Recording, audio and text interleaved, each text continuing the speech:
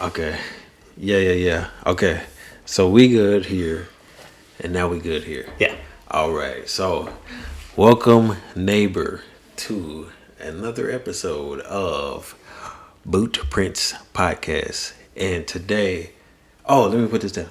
Before I put it down, I keep doing this, and it look like I'm doing it on purpose. That's fine. But yeah, I gotta put this down. As long as it keeps going, you're good. What's coming up? Your graduation. When you graduate, my homie Rich Porter right here. I don't know if I touched it. He gonna come do your he up in Nashville. He gonna come do your graduation photos. Ooh. And my homie, I don't know where it's at, right here. He gonna hook you up with some hoodies or a t-shirt. Boom.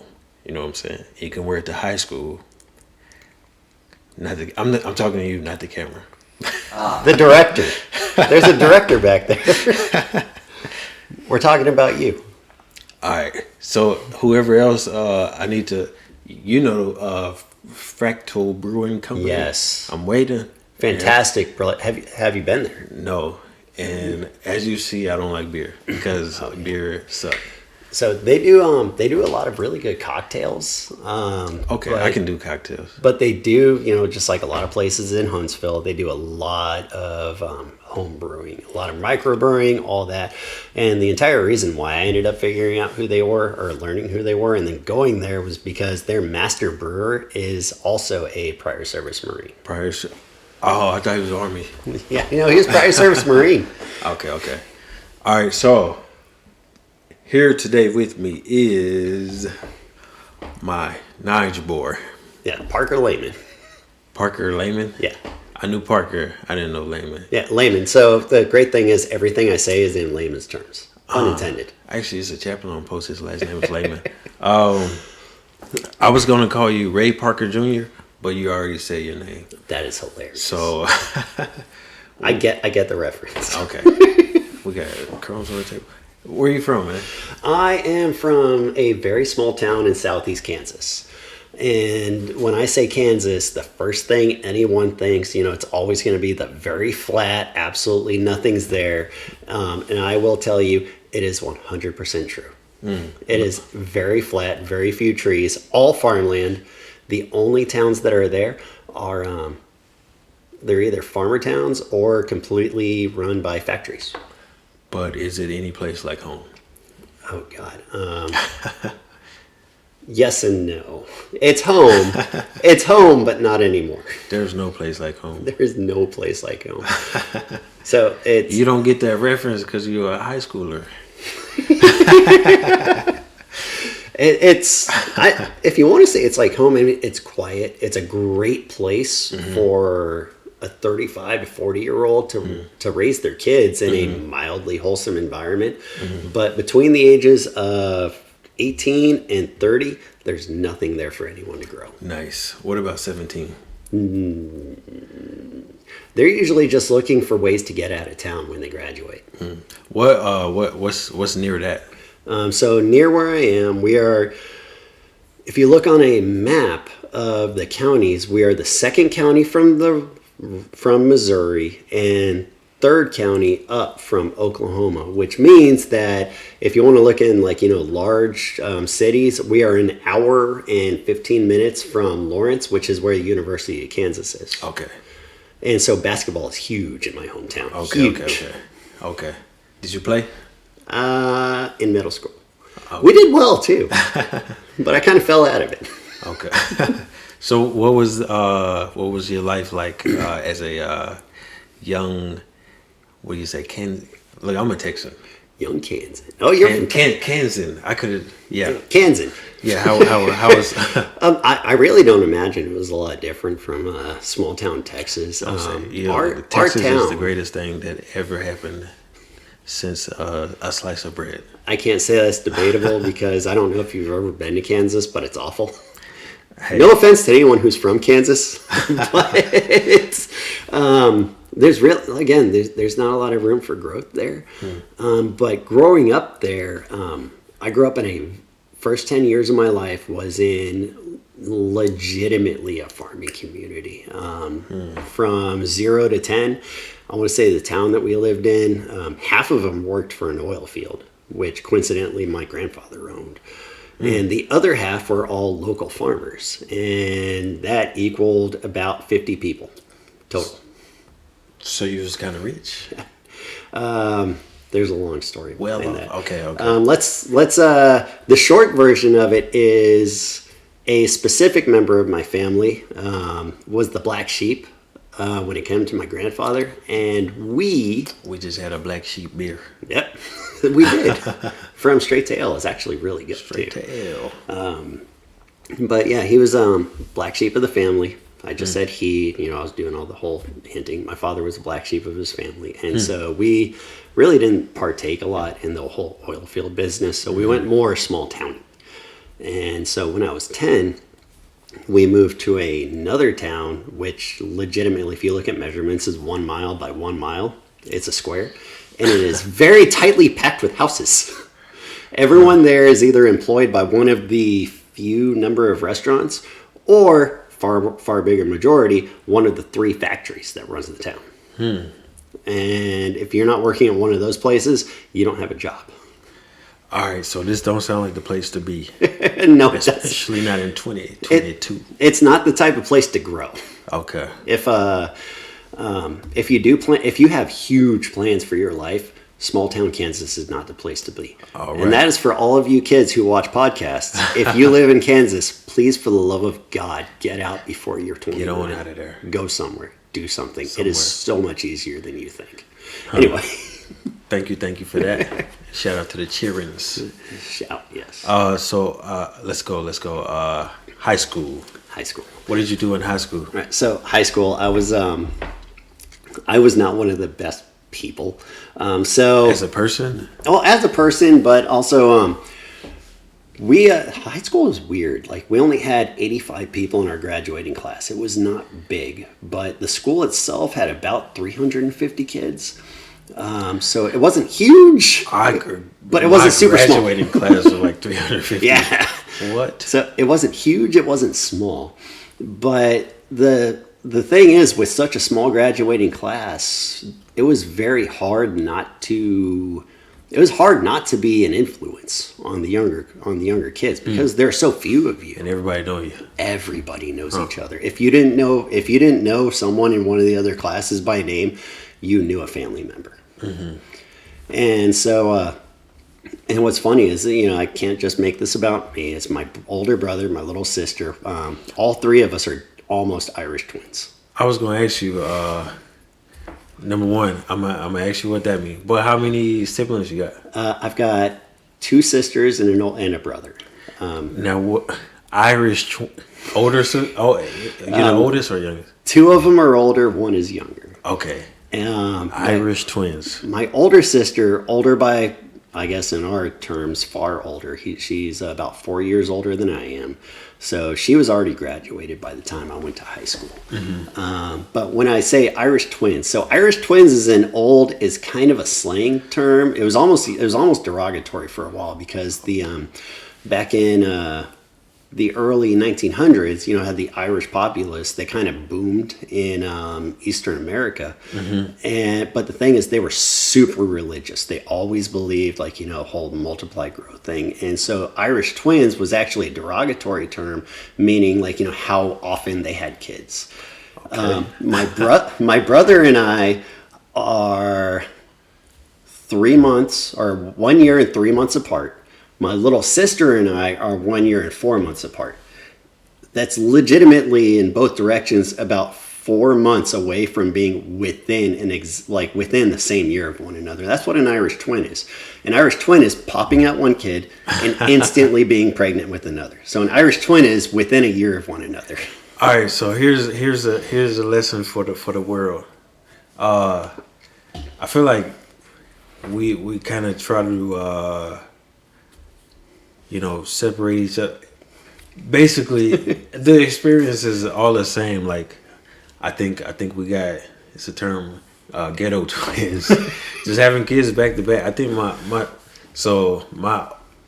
older sister, my older sister, the only older sister. She was born in 87 November. My brother was born in 88 December, and I was born in 90 June. Almost the same concept. Yeah. When are you ever not pregnant? Can you even go to a party or something? I mean, especially in Midwestern towns, I mean, I don't mean to say anything bad about it, but it happens. Yeah. Like, people have families, like, they'll have 2 or 3, and they just stop. And that's it. The rest of the life is family. I mean, you knock them all out while you're young. That's good. And then you do life. Yeah. That's how it works over With 3 there. kids struggling. Which, you know, I know in a lot of other cultures, you know, and no bashing on ours, no bashing on anyone else's. Like, you know, it's just how it worked in the Midwest. That's, you know, not how it works in a lot of others. And, you know, I know a lot of other cultures, like, you know, especially the more urbanites, like, they don't have kids until their early 30s. Right. And that's the way of... Look, we get into too much stuff. That's a sociology thing. But we here to talk. We're not here to talk about sociology. You're right. We're here for you. Like I said, someone tried to call me talk show. I will talk about anything. That'll come later. All right. So, did you work before?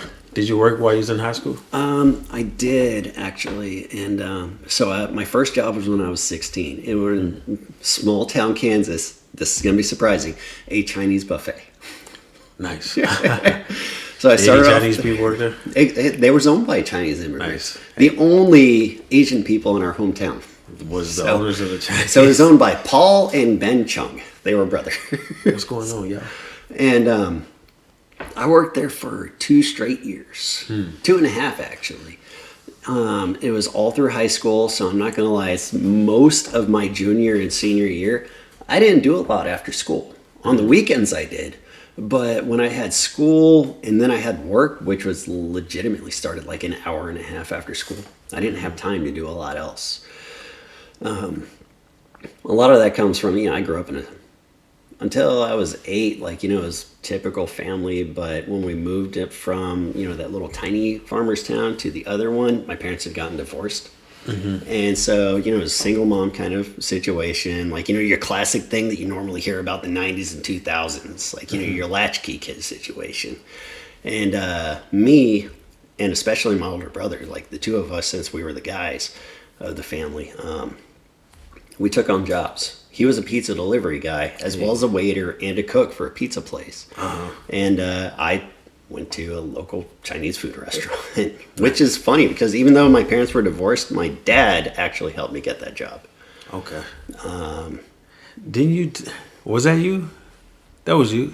Didn't you say you moved to Atlanta or something? I did. Okay. What's funny is that story combined, we're going to go ahead and go forward in future there because like there's a lot of stuff in high school, like, you know, this whole struggling family, all that kind of thing. But let's see our time before we jump. Exactly. How much time 6 minutes? That's it. 7 minutes. Okay. Where do we want to go?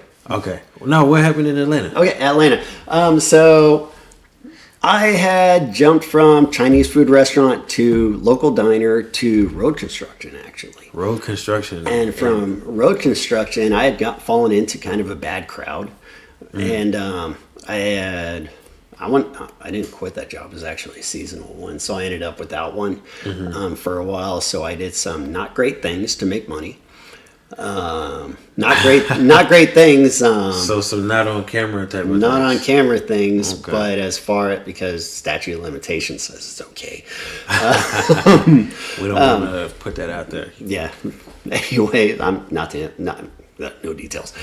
So basically, at about 20 years old, my brother had just moved to Atlanta for a job because he got a job offer. He gambled on that thing.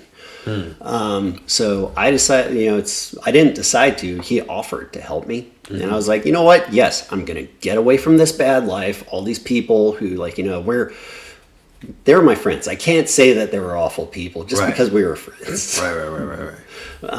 But I was going down a bad path. There's people trying to make it. Yeah, and of course, also, if they ever watch this. Nobody I know is bad, I swear. I love you guys. Send it to all of them. Anyway, we're on Facebook. Anyway. Regardless of that, you know, I decided to move down to Atlanta with my brother because he just he was doing okay after about a year or so. So I moved over there.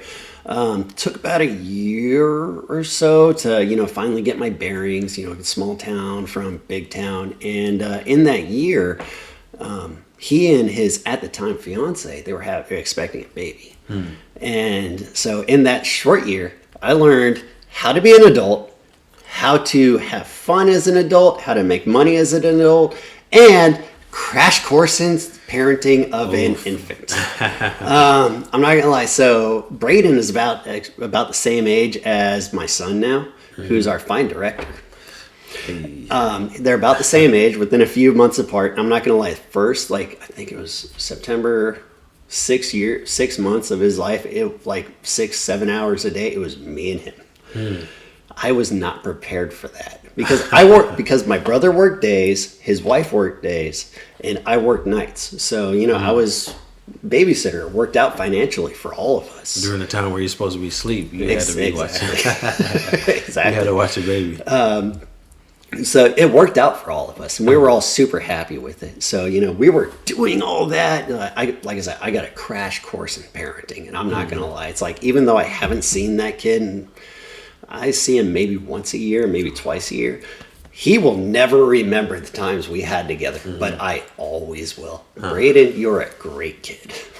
You're a great baby. Hey, Braden, great baby. He was. I mean, honestly, he was super well behaved as an infant. Even from 1 month all the way up until I ended up leaving their apartment. I'm not gonna lie, my kids were more difficult than he was. But it was from there I joined the Marine Corps. So you said from Atlanta is where you decide. Atlanta. It's Atlanta. Suburb. How do you I don't. Marines, Atlanta. Crazy. Well, let me ask you why you joined the Marines. Right. So the initial thing, and what some people would tell you is, eventually, for a lot of people, a recruiter finally helps them figure out their, what's missing. And that was kind of the issue with me. But it was such a weird experience because I was working at a bar. I was doing a cook at a bar at this time. So I was actually walking home. It was the sun was about to go down because I actually had a short shift, and it was on a weekend. So I was walking home, and our apartment was about 1.5 miles from the bar I was working at. And I'm not gonna lie, in Kansas, everything is far. So I didn't see the significance of that. Even when I because I was in at the Atlanta area. At this point, I was living in Canton, which is about an hour north, but I'd been used to walking everywhere that I went. So, an hour or a mile really wasn't that far to me. It took me 20 minutes or so. So I didn't care. So I was just walking home, and all of a sudden, a small Honda Accord, I think it was, pulls up in front of me in a parking lot. A guy in his dress blue Bravos, the khaki shirt. I didn't see anything below. It had a couple of ribbons on him. Leans out and said, "Hey, what are you doing?" It's I'm walking home. It's why are you walking home? It's I just got off work. And he stops for a second and says, "I bet you didn't think that you were going to do that for the rest of your life, did you?"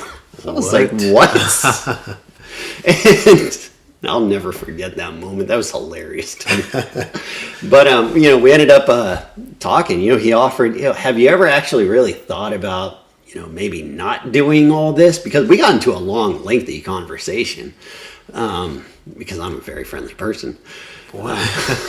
He said, have you ever, it's why, did you really think you were ever going to get into this? Do you know what you're going to do? And I was like, you know what? I don't know what I'm going to do. I'm actually kind of stuck, which is exactly what every recruiter wants to hear. Right. At least as far as I know. But, you barely got water, man. I know, I barely have any. Can I get some more water? Oh, God. So it's I talked with him, went home, thought for 3 hours, and then I called him back. So it's just a random dude that pulled up on you at a random place. Pulled up, and pitched the idea, and I went home. I wouldn't say it was 3 hours. I probably called him. Recruiting. He just got up there. there. He straight up got me. Got me. I'm not gonna lie. But I want to say about it wasn't 3 hours. About noon the next day, because I'm sitting there sitting with the baby, doing the whole caretaking thing, but I'm watching CNN because he kind of got me back in the mindset of it. I didn't do a lot, while I was watching this kid, because my entire life was, let's make sure this kid's okay. Let's make sure he's all right. When he's taking a nap, I'm gonna sit here and watch TV. I'm going to listen, for if the infant needs anything. And I watched a lot of news at that time. And I was getting, even before that point, I was getting really anxious, I guess. What year was this, by the way? 2008. Early 2008. 2008.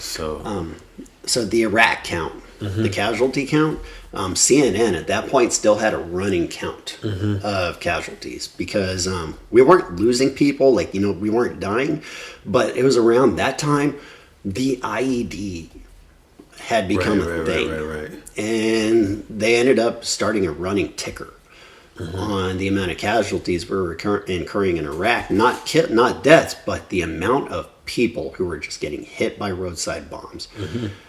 And I realized that I wanted to help people. I wanted to make a difference in the world. And I finally had a chance to. And the entire, I guess I kind of romanticized it to myself, in that I didn't care if I had to drag people back from Iraq. I didn't care if I had to drag people back. I was going to save American lives. So that talk kind of got in your head. What were you thinking that before, or that talk kind of hey man, maybe I can do something? So before that, in high school even, because the war had already gone on, I became very politically outspoken. Say sociology classes, current event classes, it was incredibly outspoken about in high school. Yeah, even in high school. I had sociology in high school? Yeah, it was a form of it. It was current events is what they called it. Sure, even that? Yeah. But I was very outspoken. Okay. I was very, I guess the term was political punk. Listening to the music about it, all the rhetoric. But it was, I believed that we needed to get our troops out of there, because I loved the troops. I just didn't like the idea, the idea of us being there. I didn't it was the governmental stuff. It kind of like what's going on today. People want to speak out against the government, but nobody will say anything about the military. Right. It was the exact same thing, which is funny. It's 20 years later, nothing changed. Right. So you wanted to get out there and be the hero, and your guy came and talked to you, and you said, hey, man, let me do this. Yeah. Hero or not, I was just tired of seeing the casualties happen. I didn't want anyone else to get hurt. Granted, yes, there was the heroism fantasy. Right. And, so I joined, and you know how a lot of people get in the delayed entry program? They're usually stuck in it for a year. 4 weeks. 4 weeks. 4 weeks.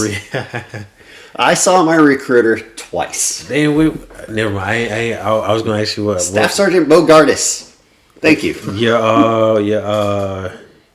Your brother, you was like, hey man, I'm going. The entire family hated the idea. Dang. What? Mom panicked. The older brother was like, dude, what are you doing with your life? I'll tell you right now, they're all very happy with the decision. Right. I'm a much better person. Okay, so this leads me to a question. Yes. Meat and potatoes. All right. So what is it? What is it? I got it on my phone. Hold on. Go ahead. I can't let you see it. Take your time, because I know a lot of people have a lot of questions about the Marine Corps, because we're super secretive and kind of crazy about ourselves, but y'all are crazy. It's warranted. So he said Paris Island or Hollywood. I was Paris Island. You're not a Hollywood? I'm not a Hollywood. What's that about? All right, so the difference between the two, how you get selected to each one, has nothing to do with your ability. It's all about where you are in terms of the Mississippi River. Mississippi, yeah. He exactly. said that's dividing it too. So what's funny is there's a friendly rivalry. Friendly rivalry. I'm sorry about that. Between the Parris Island and the San Diego Marines, and it is on the exact same level. And I'm not kidding. It's the same level as the rivalry between branches. Huh. So Wow. we've got the Army, Marine, all that whole rivalry going, and everybody knows about it, but nobody knows about East Coast versus West Coast Marines. Oh, y'all got a Tupac and Biggie going on with the Marines. 2 boot camps. Uh-huh. And since there are only 2 boot camps, everybody wants to say they're at the best. So which one is the best? Parris Island. Shout out to all those Hollywood people. So Parris Island, I have to say that because that's where I went, and I've got to give love to where I was. We all believe in the blue Kool-Aid. That's it. Even more rivalry. That's each battalion has their own colors. Yeah, first, second, and third. And honestly, I can't tell you what first and second were because I don't care about them. They're either red or yellow. Oh, I get on my yellow. Exactly. I'm a third. But third, I love you guys still. Third was blue. Okay. So am I first? So the weird thing about Parris Island, about the separation between the 3 battalions, and the reason why I decided to throw that whole joke out there is because 1st Battalion and 2nd Battalion are right next to each other on the island. They pretty much share a parade deck kind of thing. And don't deny it. They basically share a parade deck. Like See, I don't 2 of even them in a parade pack. deck. That sounds parade field. So yeah, it's kind of. But so it's where you go out, practice drill moves, like your whole formation movements, all that good stuff. 3rd Battalion was about a half-mile away through the swamp, through what they called the Trail of Tears.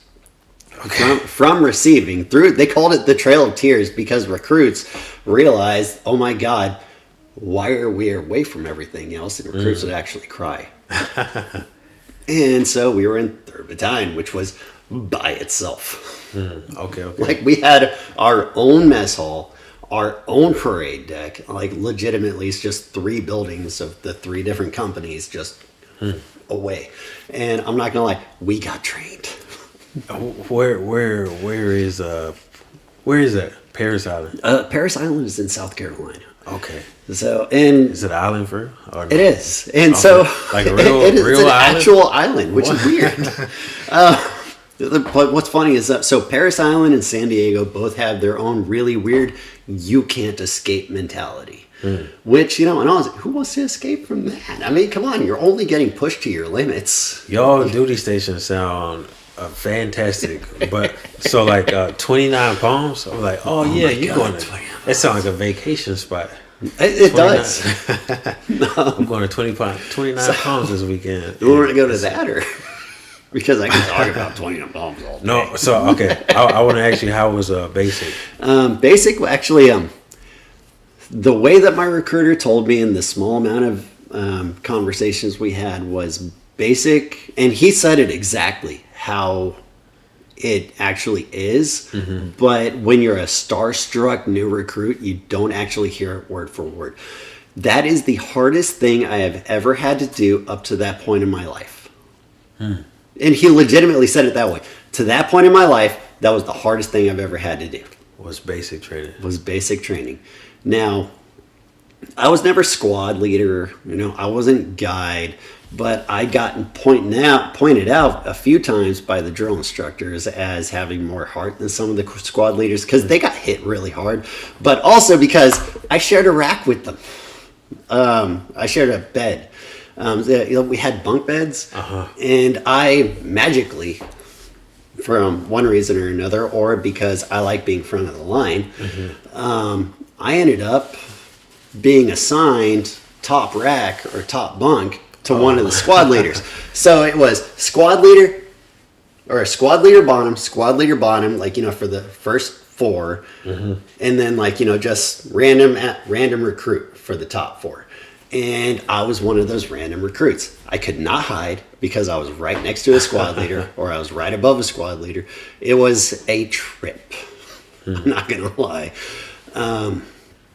It was rough. I mean, we would end up the whole we called it getting quarter decking, but the whole drop, give me, whatever. We called it quarter decking because you would get called up to the common area or quarter deck, and it wasn't just drop, give me 50. It was drop, do push-ups. No, don't stop. No, don't stop. Don't stop till I get I'm tired. not done. And it wasn't that calm though. It was loud. It was, I don't know if I need to be loud on the microphone, but it was, get over here. All right, stand up. Like, everyone's staying at attention because you're not allowed to you're not allowed to stand anything else. If you're not staying at attention, then you have to have it worse than everyone else. But it was, they just started counting 1, 2, 3, and you had to drop to your face and start doing it at his beat. And if it was that, you're at his beat, and then all of a sudden he just yells out a random other exercise. You don't know what it's going to be, whether it's sun gods. Sun gods. Yeah, sun gods. What? That's what we called them, sun gods. So either arm circles, mountain climbers, cherry pickers. This other thing we called monkey fuckers, which was a cherry picker, but you had to have your legs crossed and you were grabbing the back of your legs. I've heard of that. It looked like you were effing a monkey. Anyway, wow, that's fun. Anyway, but he would just yell out random things, and you would basically do that until the senior drill instructor, the one in charge, came in and said, "We got this on our schedule. Stop doing that." And sometimes it took half an hour. So you would just do it not until they were done. It was until someone else came in and said, or it's "Stop." Hey, we gotta go. Yeah, we gotta go. Yeah. And it would just go on forever. I mean, there were times where the entire platoon ended up having to deal with that. In one particular situation, we were passing by another platoon, and they decided to challenge us to drill maneuvers. Uh-oh. And all it was just face left, face right, all that stuff, all this, and we beat them like crazy. It was great. We did awesome. But one guy in the middle smiled, he smirked at them, and all the drill instructors saw it. And I'm not gonna lie, we had spaghetti that night. I remember that because we saw it again. Everybody, they didn't stop until everyone saw it again. It was a bad day. Just because one person smiled. Because one person smiled. So, y'all pretty tough. It was rough. We got trained. Huh. Uh-oh, you got a phone call? Yes. All right. So what do y'all call? We call it smoking. What do y'all call it? We called it quarter decking. Quarter decking. Or sand pitting. That sounds too complicated. Scattered throughout Marine Corps training areas are sandboxes. These sandboxes are about 50 by 50 feet. And if a drill instructor so thinks that he should take you to them, which was, it's not that if he feels like it, you go and you do all of these quarter deck things in sand. And then you have to deal, PT. and then you have to live with that in all of the creases of your body and all of your pocket, all that stuff. You got to deal with that for the rest of the day. So your one goal in life on some days, because you can tell if the drill instructor is in a bad mood by the amount of people he's yelling at. So it's please, for the love of God, not before we go to breakfast. Please, please, please. So you're actually complying. You're doing everything they say. You're doing everything they say by the letter, exactly how they want, solely because you don't want sand in your, any part of your body for the rest of the day, because you ain't going to shower until at least 8 o'clock that night. Right. Be all in your crevices. Yeah. And I'm not going to lie, because I was always up there with the squad leaders, I can't even count the amount of times that I ended up going out there, because they wouldn't just get the recruits that they saw doing something wrong. They would get everyone around them. So whoever was enablers. Yes, all the enablers. But if the squad leaders couldn't squash that before the drill instructors found out, they would get the squad leaders and that recruit and everyone around the squad leaders. So it was not a fun experience. But looking back on it, if I were to compare it with the rest of the Marine Corps experience, I'm not gonna lie, it was probably the easiest part of the military. Regardless of that, every part that you have ever heard about the Marine Corps boot camp, a lot of it may actually be true, but I'm not gonna lie, it is probably the easiest part of the Marine Corps. I hear y'all train. Y'all do pigs? Pigs? Learn how to sew up a pig or something? Is that false? No, that's our medics, and our medics are Navy corpsmen. Like they come from the Navy. Okay. So we'll have, I want to say, what's called the Seer School, which is it's an evade and escape kind of school. Other than that, and maybe one or two extreme cases, like recon, all that good stuff. The most of us, we don't actually see that, but our corpsmen do. Our corpsmen is Marine Corps term for medic. Because that's just what we call them. Right. And I think they were called corpsmen because they work with the Corps, but they're actually sailors. Sure. But yeah, so we don't have generic medics. They come from the Navy. Who a lot of y'all support come from the Navy, right? Yeah, a lot of it. The admin support. Yeah, we've got admin Marines. In all honesty, his personal opinion, I think that we need to push all of our admin to the Navy because we have way too many admin Marines.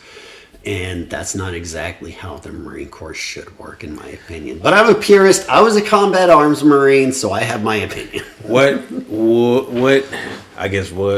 was your job? All right, so there was sort of a progression of job duties for that. But overall, it was a fire support coordinator. Fire support. We call them, I don't want to get it wrong, so I won't say. I know there's a FSC. Yes, that was part of it. That was one of the things. The fisters. Yes, the fisters. That's our biggest job. Okay.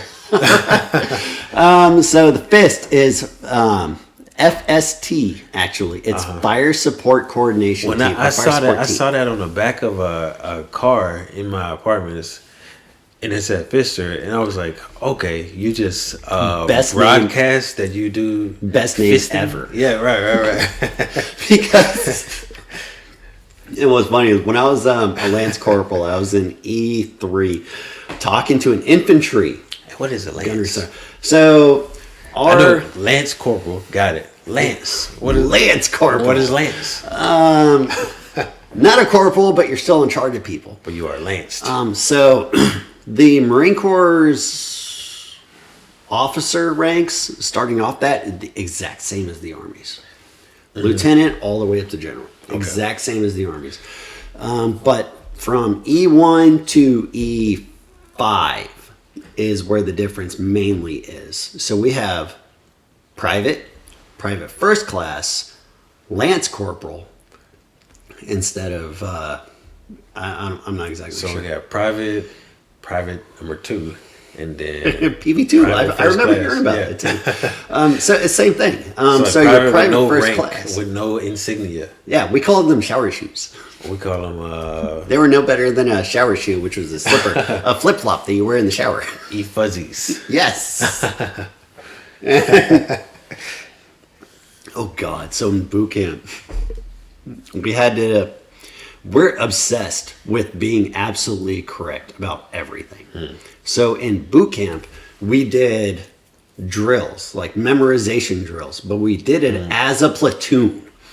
So they would say, like, enlisted in the Marine Corps. Sir, enlisted in the Marine Corps is E1, private. E2, private first class, going all the way up. We had to yell it at the top of our lungs all the way through, and I would not change it for the world because the things I remembered. Because like when I got out of boot camp, I may have still been an E1 or a private, but I knew everything about the history. I knew everything about the rank structure. I knew 1/4 of the Marine Corps when I was done with boot camp. How far off would I be if I said, y'all, I don't know how small the Coast Guard is, but y'all the smallest branch, and y'all are a cult. We are an absolute cult. And I'm not going to lie, I'm never going to leave this cult. That's the thing about us. Semper Fi. Semper Fidelis. Semper Fi. Exactly. Once a Marine, always a Marine is an absolute motto. We are an absolute cult. And I think that's why we do so well, because we're just so incredibly ingrained in the culture that we're going to do whatever the Marine Corps tells us to do. But going back to that. where were we? We were talking about the Coast Guard. No, we wasn't talking about the I Coast thought you Guard mentioned at the all. Coast Guard. I did mention it. But no, it's that's actually a good thing to talk about since we're talking about boot camp. The Coast Guard is the only branch in the military where a Marine, if they were to change from Marine Corps to another branch, is the only branch that they have to do basic training again. Every other branch, including Coast Guard, which is weird. I don't know where the changeover is. If they come to Marine Corps boot camp, they have to do the training again. So But if I were to join the Army now, even if I were out for as long as I have, which is like 5 years or so, you just go I can go back in as school. I can go back in as an E5, even though I got out as an E6. And there's something about the difficulty, like all that. But the entire reason for us having to go back to the Coast Guard is the amount of swim training you have to do.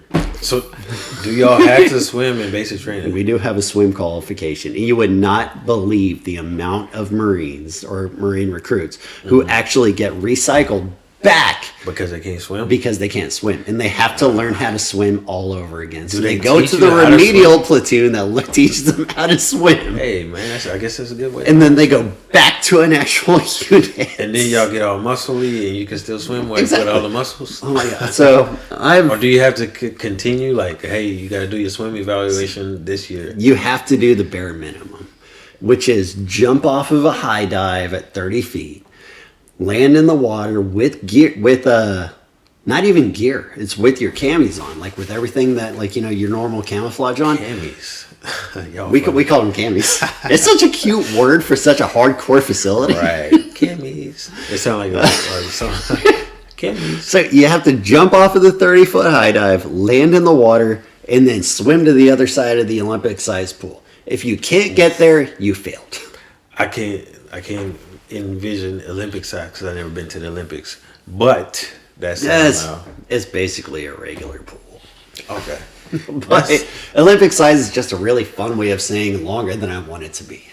All right. Hey man, we I don't even know where you've been stationed at, man. I ain't even asked you this stuff. We've been focused on the first. God. That was just boot camp. Yeah. All right. So you get your job. Where you do your job training? I could at? go for days. You can go for so- but I live right beside you, so Yeah. So our what we called MOS training, you guys call it AIT, is actually split into two different pieces. But Our it is combat MOS. training was in it is partially. Combat training is in Camp Lejeune, and it's all about combat. Camp who? Camp Lejeune, whatever they want to call it nowadays. They call it Lejeune, but there's no R. Where is that? North Carolina. Is that every so If you're on the East Coast, from Hollywood will come over to y'all? no, actually, if you're on the East Coast, if you're in Paris Island, you go to Camp Lejeune, whatever it's called.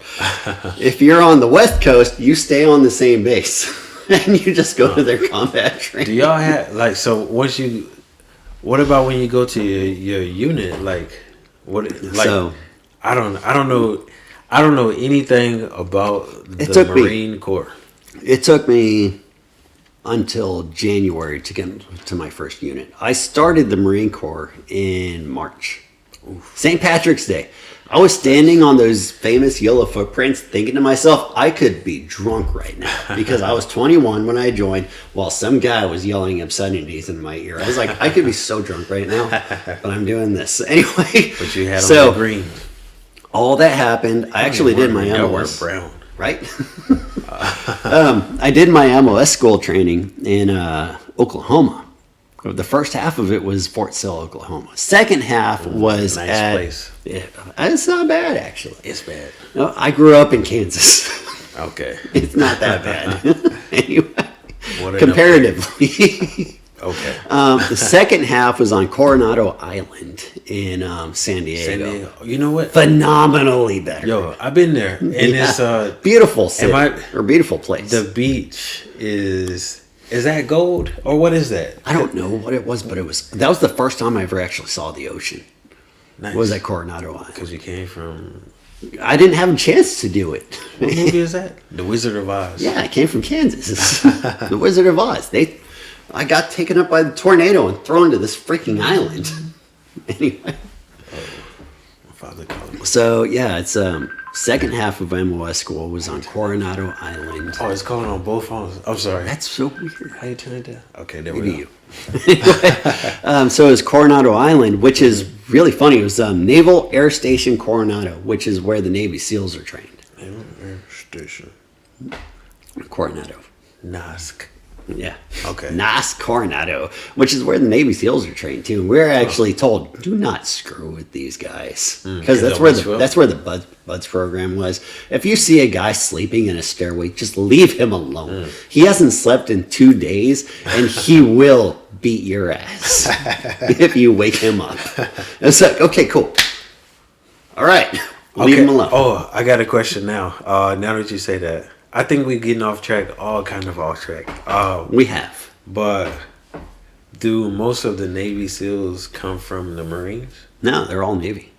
Almost all of them are Navy. I want to say personal knowledge, personal experience, I want to say maybe 10% of them are actually Marines. Because is there a special force equivalent in the Navy?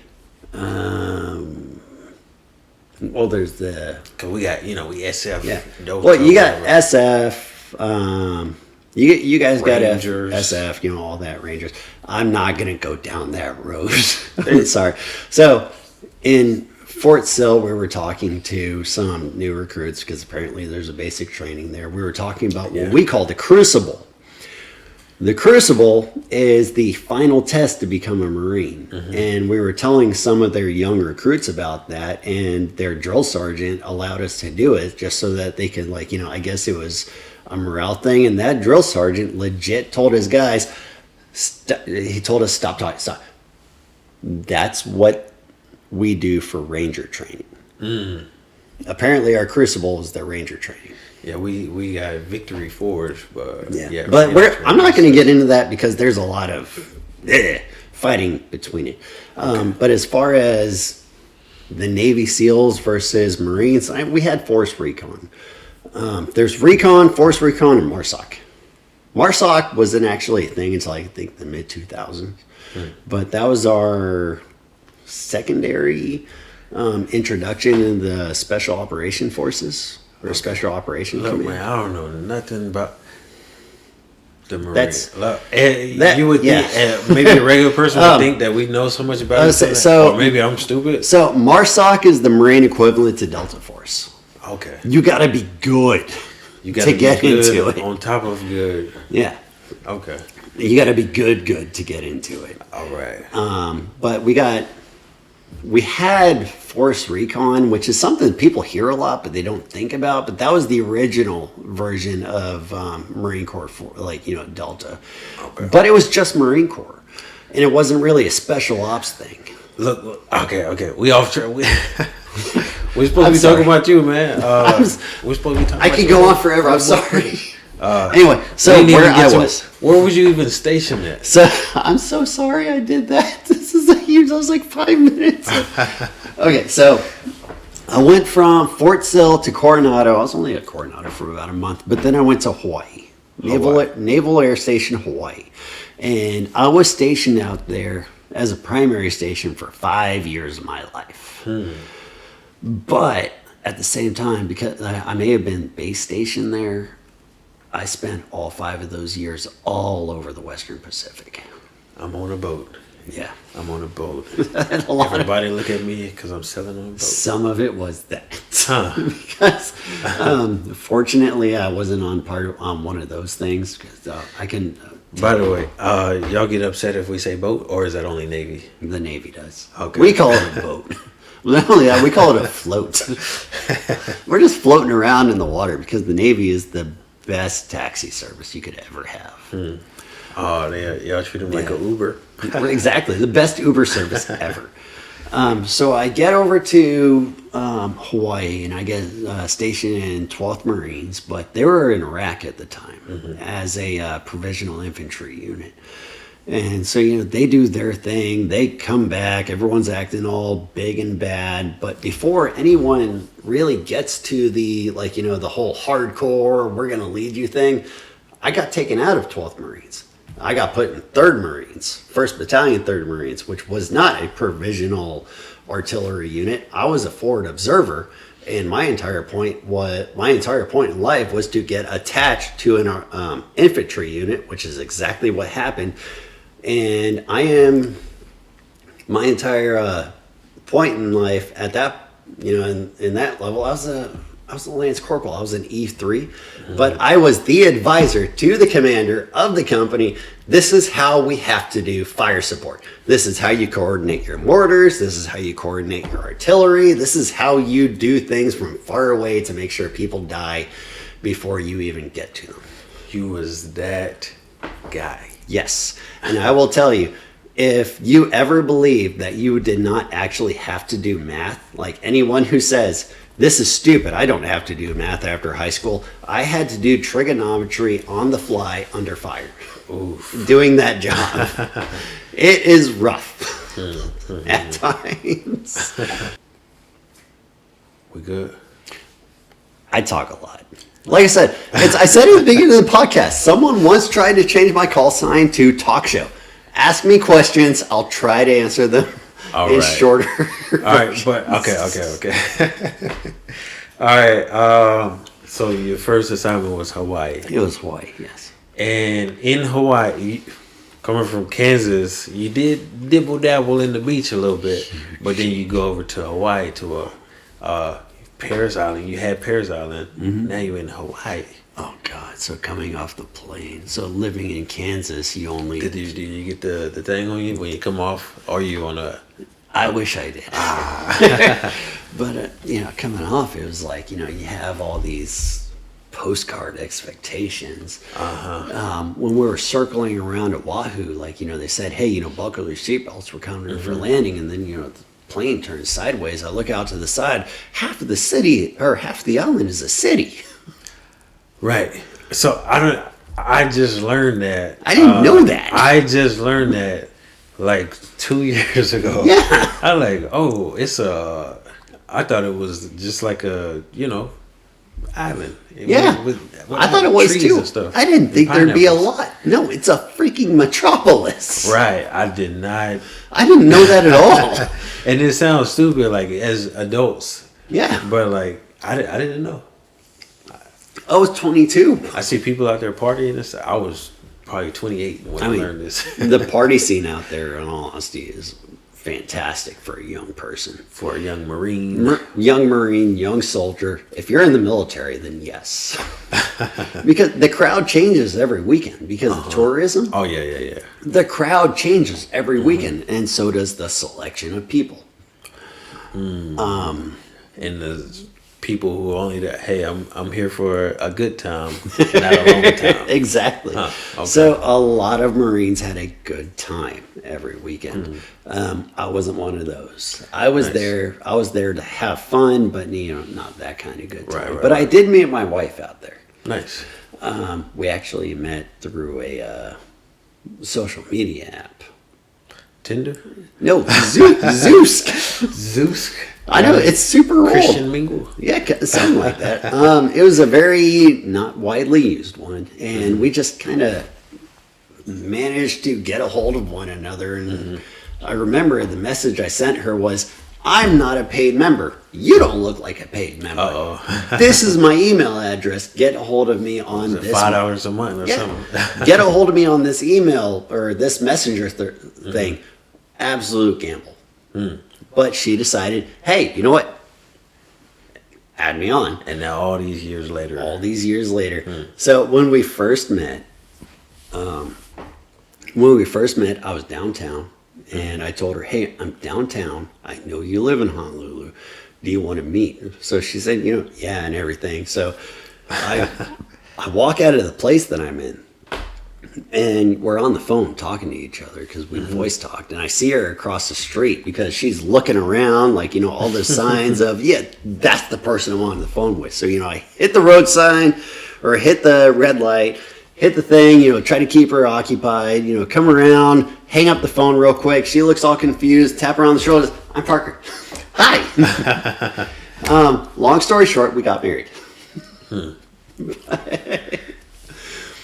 But when you looked at, you remind me of the guy from The Hangover, the one who got his tooth the pulled dentist. out. Yeah, I put off a lot of that vibe. You The give guy me- who's super calm and collected, but will do the ridiculously random thing that nobody expects. So you probably did a lot of. Okay, all right. That's me. Yes, you all know. So you deploy. How many times you deploy?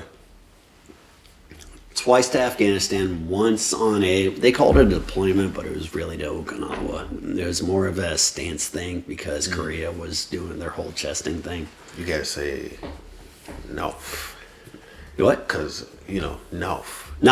No. What's that? What's a nof?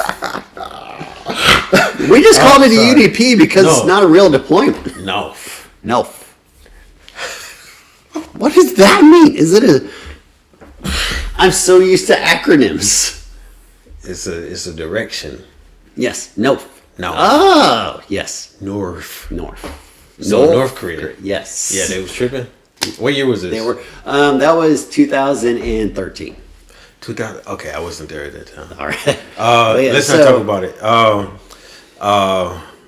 I'm sorry. Let me get on. So you got to So- during those what y'all call them the UDP tours to you or what's that? Afghanistan or the traveling. Y'all traveled to different countries, right? All right, so that was the UDP. Okay. That was the third of the deployments. The others were all Afghan combat stuff. So I saw a lot of Southeast Asia. Nice. And so, we were just, they put us in Okinawa, and the entire point to be there was like, we were there in case North Korea popped off. Uh-huh. And so we were there. So we got signed up for a lot of training evolutions, this, that. We did, the Twin Dragons, which is, the Republic of Korea Marines, the Rock Marines. We Shout out did to a the Rock. Yes. And so we did a couple things with them, which was in all honesty a lot of fun. But when y'all got to different countries, y'all were able to go out and have. Yes. I'm kind of a boring person because man. I was the highest ranking guy in our unit. Well, not highest ranking. There was three of us when I was there. There were three sergeants, right? There was me, Sergeant Ogle, and Sergeant Hall. Shout out. Shout out to all of you, Jordan and David. So what was y'all doing? Sorry. Just chilling, playing All right, Sega or something? So during that one specifically, I was a JTAC, Joint Terminal Aircraft Controller, or Joint Terminal Attack Controller. I'm sorry.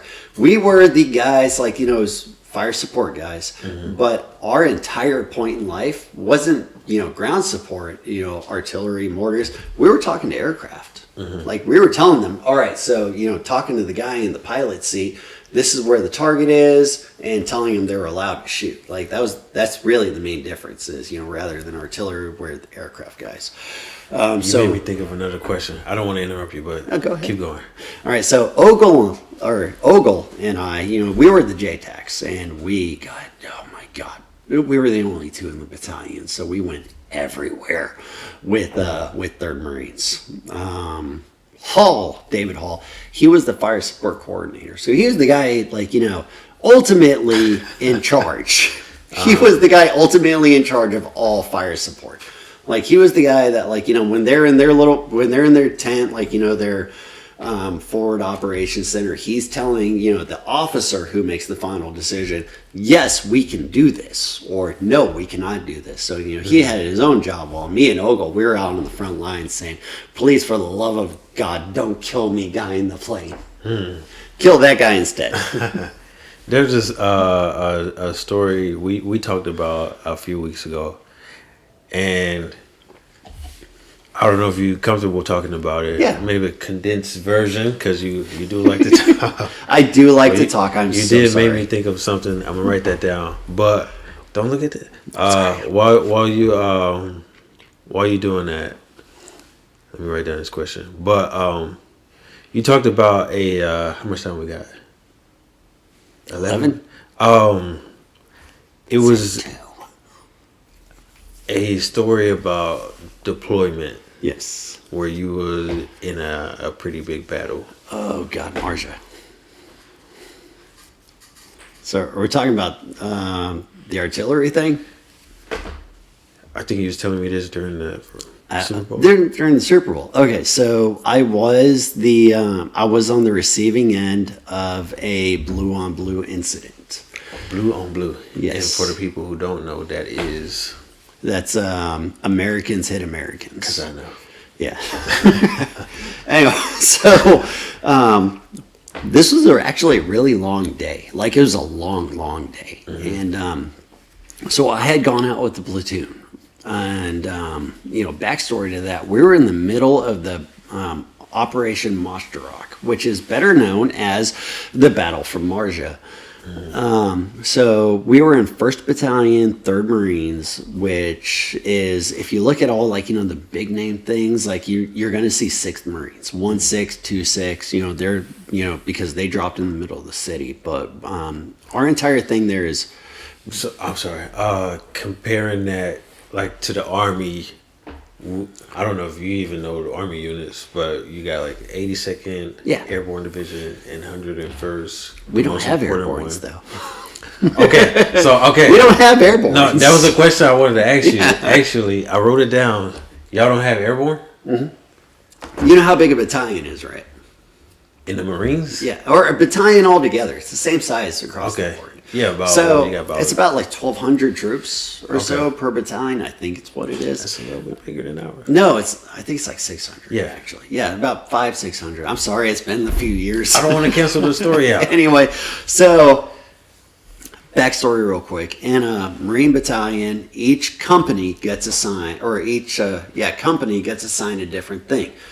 Company A gets assigned trucks. Mm-hmm. Company B gets assigned, you're all ground support. Company C gets assigned, you are the airdrop units, which means, we don't have, we don't jump out of the back of the planes Army does. Marines don't do that. We don't do that. Okay. We get dropped right in the middle of the hot zone by a helicopter. Kind of like Black Hawk Down, that moment where they all have to, kind of drop in. So air assault. Not airborne. Air assault, yes. Air assault. Best way to explain that is if anyone watching has ever played the original Call of Duty Modern Warfare, where they have to hit that city scene, the scene right before the whole nuclear bomb thing, that's kind of how it is. You get dropped, and then your ride leaves. Air assault. Yeah, air assault. So we get dropped, we get put there. Our entire point in life was to watch or cut off a supply line, and we were cut off a supply line and set up for 6 Marines to actually drop in the middle of the city. So they drop in, all that. They're doing their thing, but we're in the middle of a massive firefight. Been going on for days. And that. Okay. It gone on for 4 days. We were holding the defensive this entire time because we were just told, keep this intersection clear. We weren't told take anything else. We were just dropped in and said, make sure nobody moves through this intersection. And that's what we were doing. We held fire. We held that intersection. We did not move out like spider web out. We held that spot for 4 freaking days.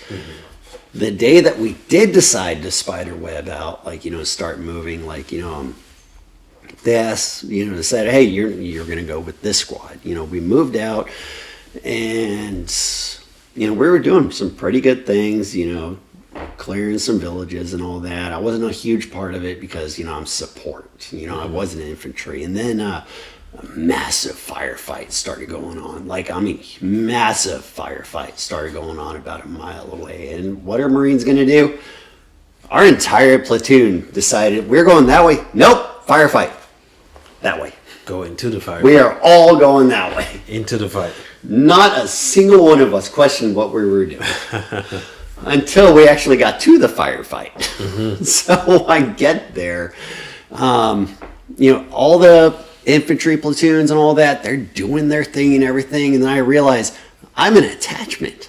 nobody knows I'm here.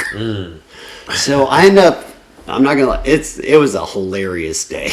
Despite what happened, it was a rough, hilarious but funny. day. Looking back, so I ended up wandering around for a little bit, moving from spot to spot under fire, trying to find someone that I know, because everyone's everywhere. Trying to find a group of people I know who know what they're doing. What's funny is the one NCO above me at that time, because I was a Lance Corporal, he was a radio operator. He comes walking by. It's like, Lahmon, what are you doing? It's like, I don't know. I'm with these guys, just pointed at a random group. Because accountability may be a huge thing, but it was not that day. Right. When you're in the mix, So I ended up playing a cool little game that I came up with the name of with a couple of engineers called Dodge the Sniper, in which a sergeant said, we're going to go over there. It's like, why do we have to go over there? Because we need to get closer to the fight. Okay, how are we going to do that? Like this. Got up, this dude started sprinting as fast as he could. 4 shots rang out behind this guy. There was a sniper watching him. Oh, wow. So he was running. I don't know what was going on through his mind. He ended up vaulting a canal, which a canal is huge. He did it on his own, which I'm surprised at, because they're gear. With gear on. And I don't know if you've ever seen a canal, but they're like 10 feet across, and the human body cannot do that, or should not. Anyway, he was a supermarine that day. Yeah, all of us were, because I made that jump. Because he told me to follow him. But the canal was so far across, I had some sort of knowledge to myself that actually, I had enough knowledge to throw my rifle across so I could, get enough arm gumption across. All I wanted to do was join the sergeant. I know I was getting shot at. I don't know how many times it actually, how many went by me, but it was just throw the rifle and jump. And it works. But we ended up moving on the front lines, and I heard over the radio that we were calling in for artillery, which was supposed to be my job. But at that point, I was on the front lines. Okay, so it's my job. Who in God's name is calling this in? Turns out it was the battalion commander. Oh, wow. Had called it in, and he approved it too. So approval means when it comes to fire support, you call it in, you call the direction, everybody knows where they are. Everybody everywhere is putting everything on maps. So you call it in, the artillery battery, where all the big guns are, they figure out where everything is, all that good stuff. Long story short, they missed.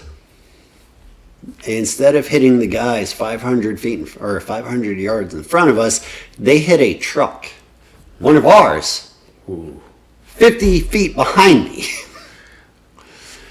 Did you say these people name the unit? I don't know who that unit was. Like that. I don't know who the unit was. It ended up being a book come out about this. Yeah. So without putting into too many things, it's. It doesn't matter if the battalion commander called it. It's our officer FO, information, all that. But I'm pretty sure I know what happened. And I'm not going to call out the unit, but I will call out that guy. Don't call not by name. Okay. So essentially, and it was an accident. Nothing was on purpose. Nothing's ever on purpose when it's a blue on blue. Right. Essentially, our guy who called it in, the infantry battalion commander, he called in, after I learned it was what's called a 6-digit grid. So if you look at a map, each square on a map, your typical map, that's about 1,000 meters across. 1 kilometer. Yeah. So it's not imperial units. It's 1,000 meters. Right. So it's very exact. You're talking to me. Yeah, exactly. I do this. But that's for these guys. But so that's a 4 by 4. So that's 1,000 meters. If you do 6 by 6, that turns it into a 100 meter square. If you do a 8 by 8, turns it into a 10-meter square, which is the size of a room. So he called in a 6-digit grid, which is 100 meter or 100 yard, if you want to put it into American units, 100 yard circle. But in contrast, as an infantry unit, and this is where I learned the difference between infantry and artillery, because I grew up in artillery, but I was attached to infantry. Infantry calls... Pause. Okay.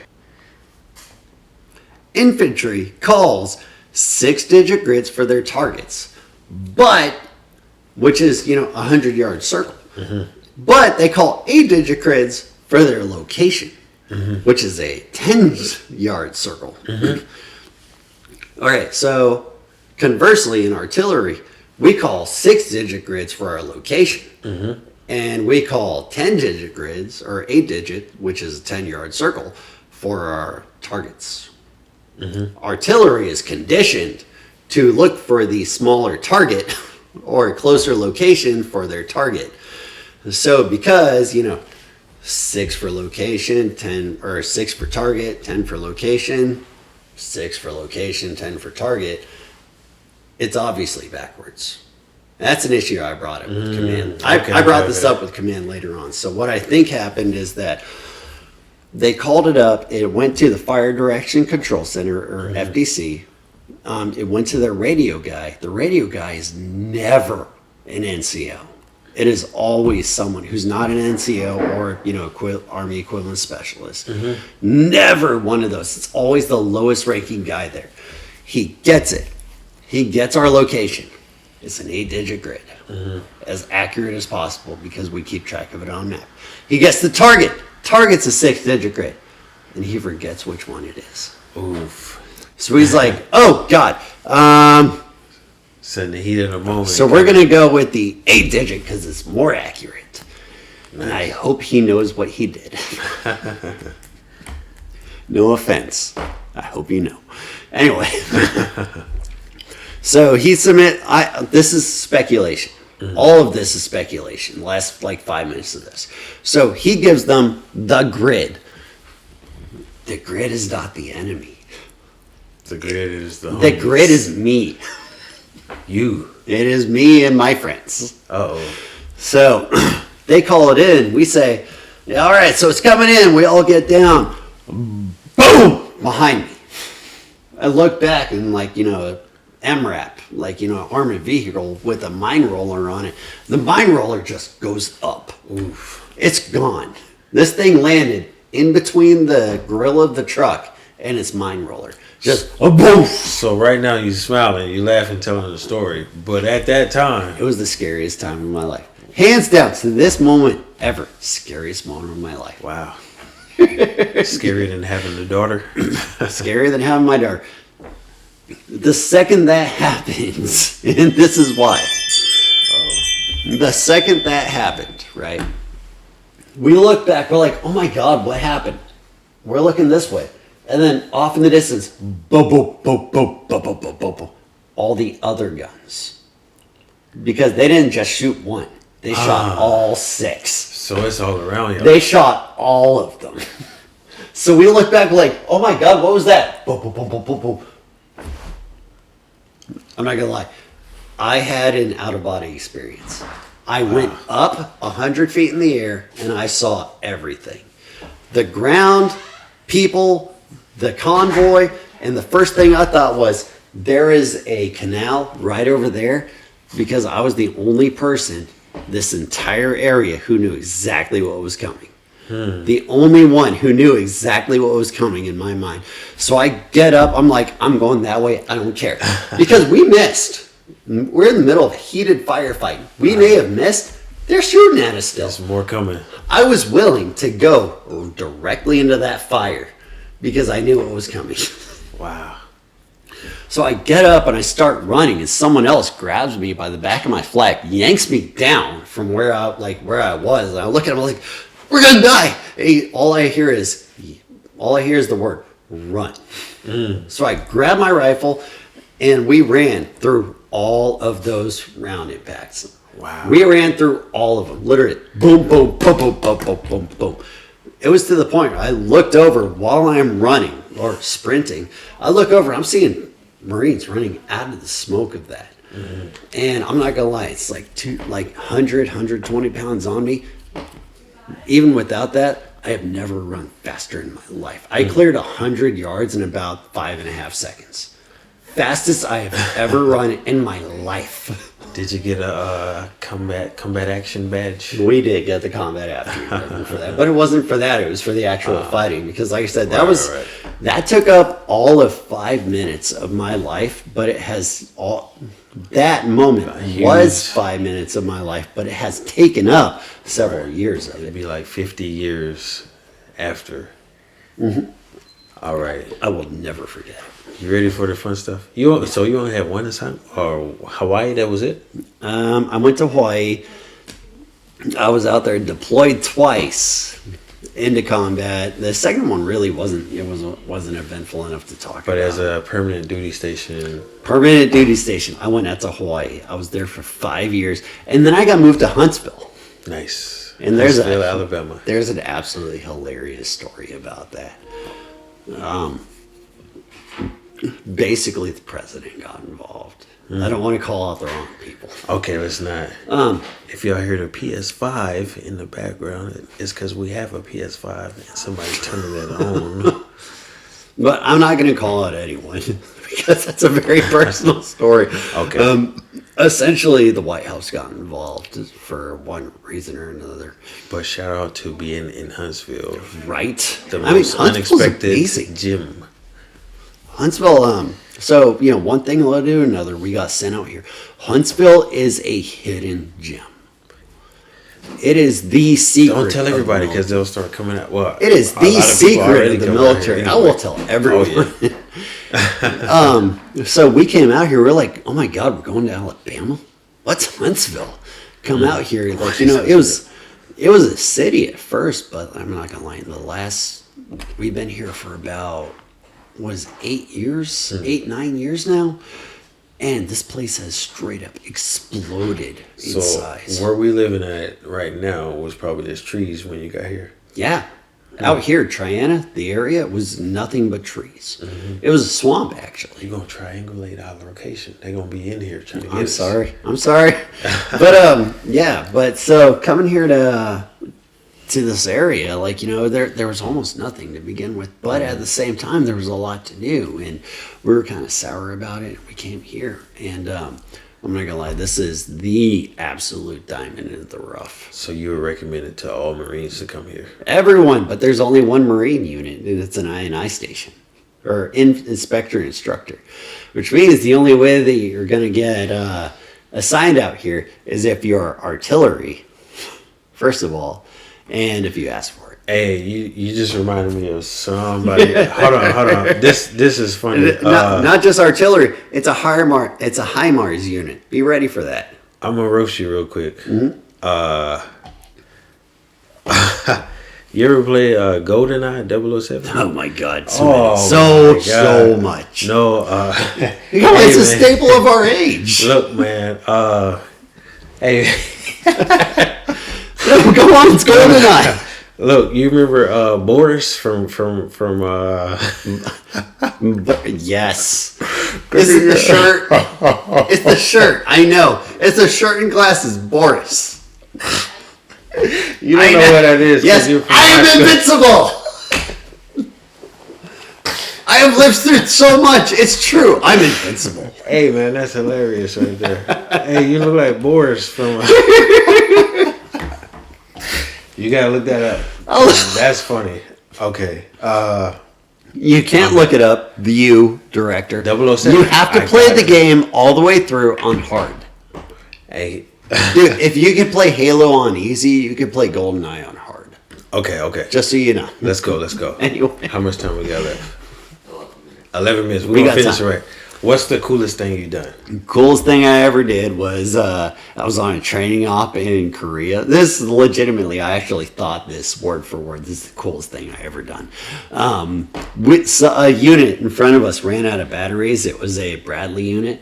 or an LAV unit, and they ran out of batteries for their laser designator. I was like, I got it! Grabbed as many as I could, went running down the mountain from the observation post where the rest of the FIST team was.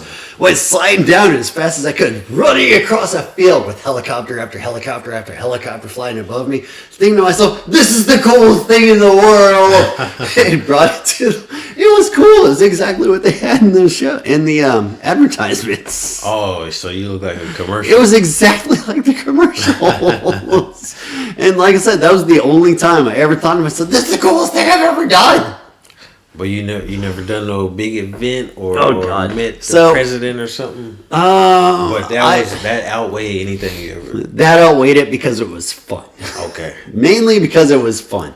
I've taken helicopters and Ospreys off of a boat and did beach assaults and training and all that. Like you see, I've attacked the Taliban stronghold like we did in Marja.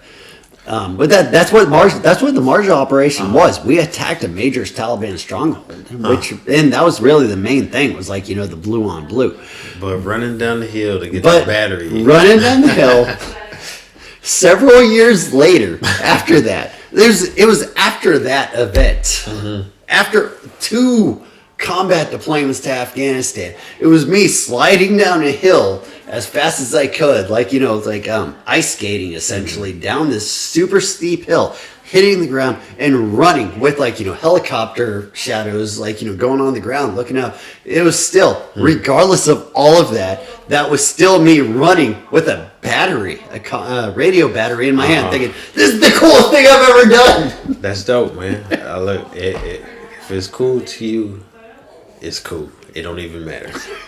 But that's the funniest part of the entire experience, that I thought in that moment, this is the coolest thing I've ever done after everything I've done. Right. That's cool, man.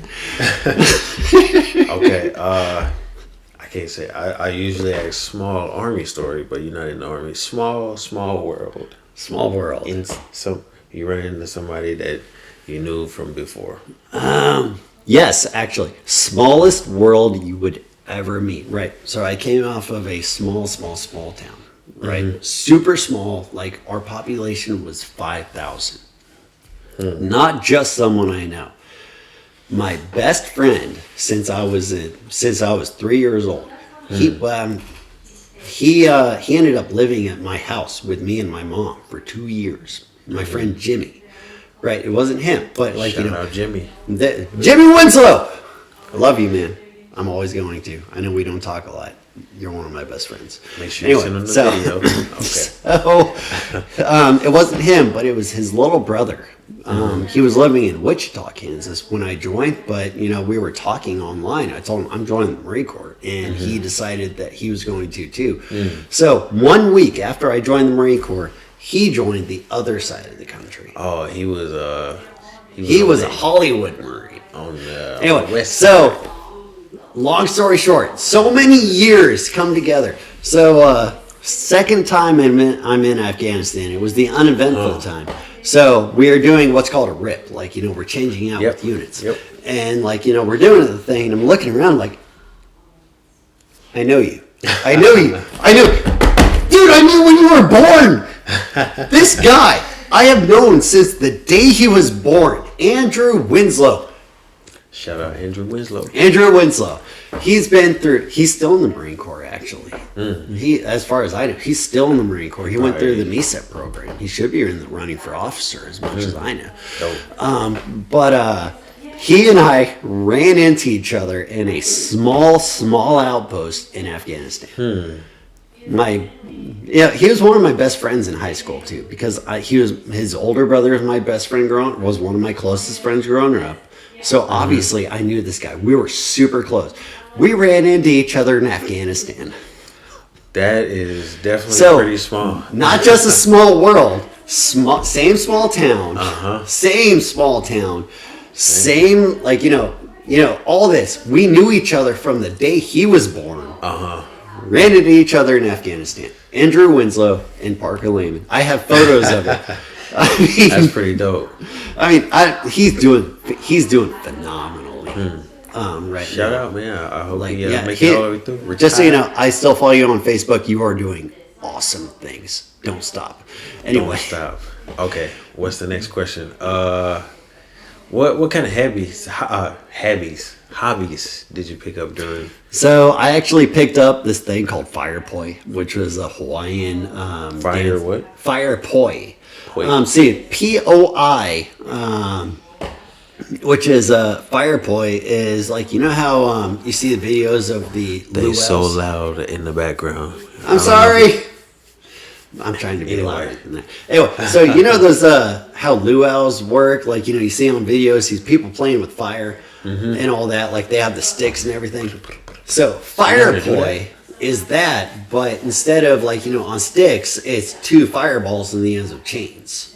Ooh. And I learned that. And if you want to know how it works, play the very first God of War, and the way that he fights are poi moves. Wow. And I do that with fire, and it is so fun. You still know how to do that? I practice it I practice it not just to be able to do it, but it's a great workout. That's why you seen them do it before? Have you seen it? Yeah, Well, you gotta show me, man. That's dope. I do it. I still have them over.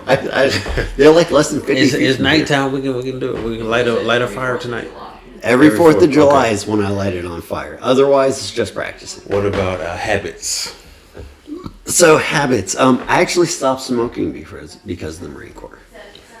Did you start smoking because? No, I started smoking at 14. Nice. I stopped because I ran out of because I was trying to stop smoking by using chewing tobacco or dip, and then I ran out while I was in Afghanistan, and I just got mad. So like I bought cigarettes off of a local person, like one of the local guys, and I tried smoking it, and I realized I can't breathe. So I got mad, and I stopped. I was like, screw it. Turned it all down, trashed it all. I was like, I'm done with tobacco, and I haven't touched it since. That's because you had a stupid experience. Yeah, it was stupid. Right. So That's I a good way to stop. I got frustrated, and that's why I stopped. I respect it. As far as habits, director. What do I do stupid from the Marine Corps? Profanity. I swear so much. Goofiness altogether at work. I'm good. I don't take anything seriously. Because of the amount of times that I've been in danger and the amount of times, the amount of times that I've been in combat, I take nothing seriously. Kind of, you see things in different perspective. Yeah. So everything's a joke. That's fair. I laugh more than I should, and I take things way too lightly than I should. Whereas, like, most normal people, they're like, why aren't you mad at this? Even when it comes to, like, the family, kids, chores. It's like, why aren't you mad? Why aren't you yelling with me? It's like, because we're not dead. Oh, she gonna hear you. She gonna cuss you out. I've had this She conversation. gonna say that's not true. It's she's heard this before. It's like, why aren't you mad? Because he's not dead. Right, or seriously injured, Yeah, nobody's hurt. or So terminally ill. I feel you. I'll admit it does cause a lot of problems. Well, not a lot. That was kind of a really stock thing to say. It does cause some problems. It's like, why don't you take this seriously? It's like, because it's not serious. I feel like she gonna cuss you out after this. No, we've had this conversation, and she understands. And honestly, I have to give a lot of kudos to my wife for putting up with me. Shout out to kudos. Kudos to my wife, Jessica, for putting up with me not taking things seriously. You gotta say it a little bit louder so she can hear you. I love you! Oh, Anyway, she still don't hear you. she doesn't care. All right. She's heard this so many times. Do you prefer stateside or overseas? That's a really hard question. I've done so many things overseas. So basically overseas. Yes and no.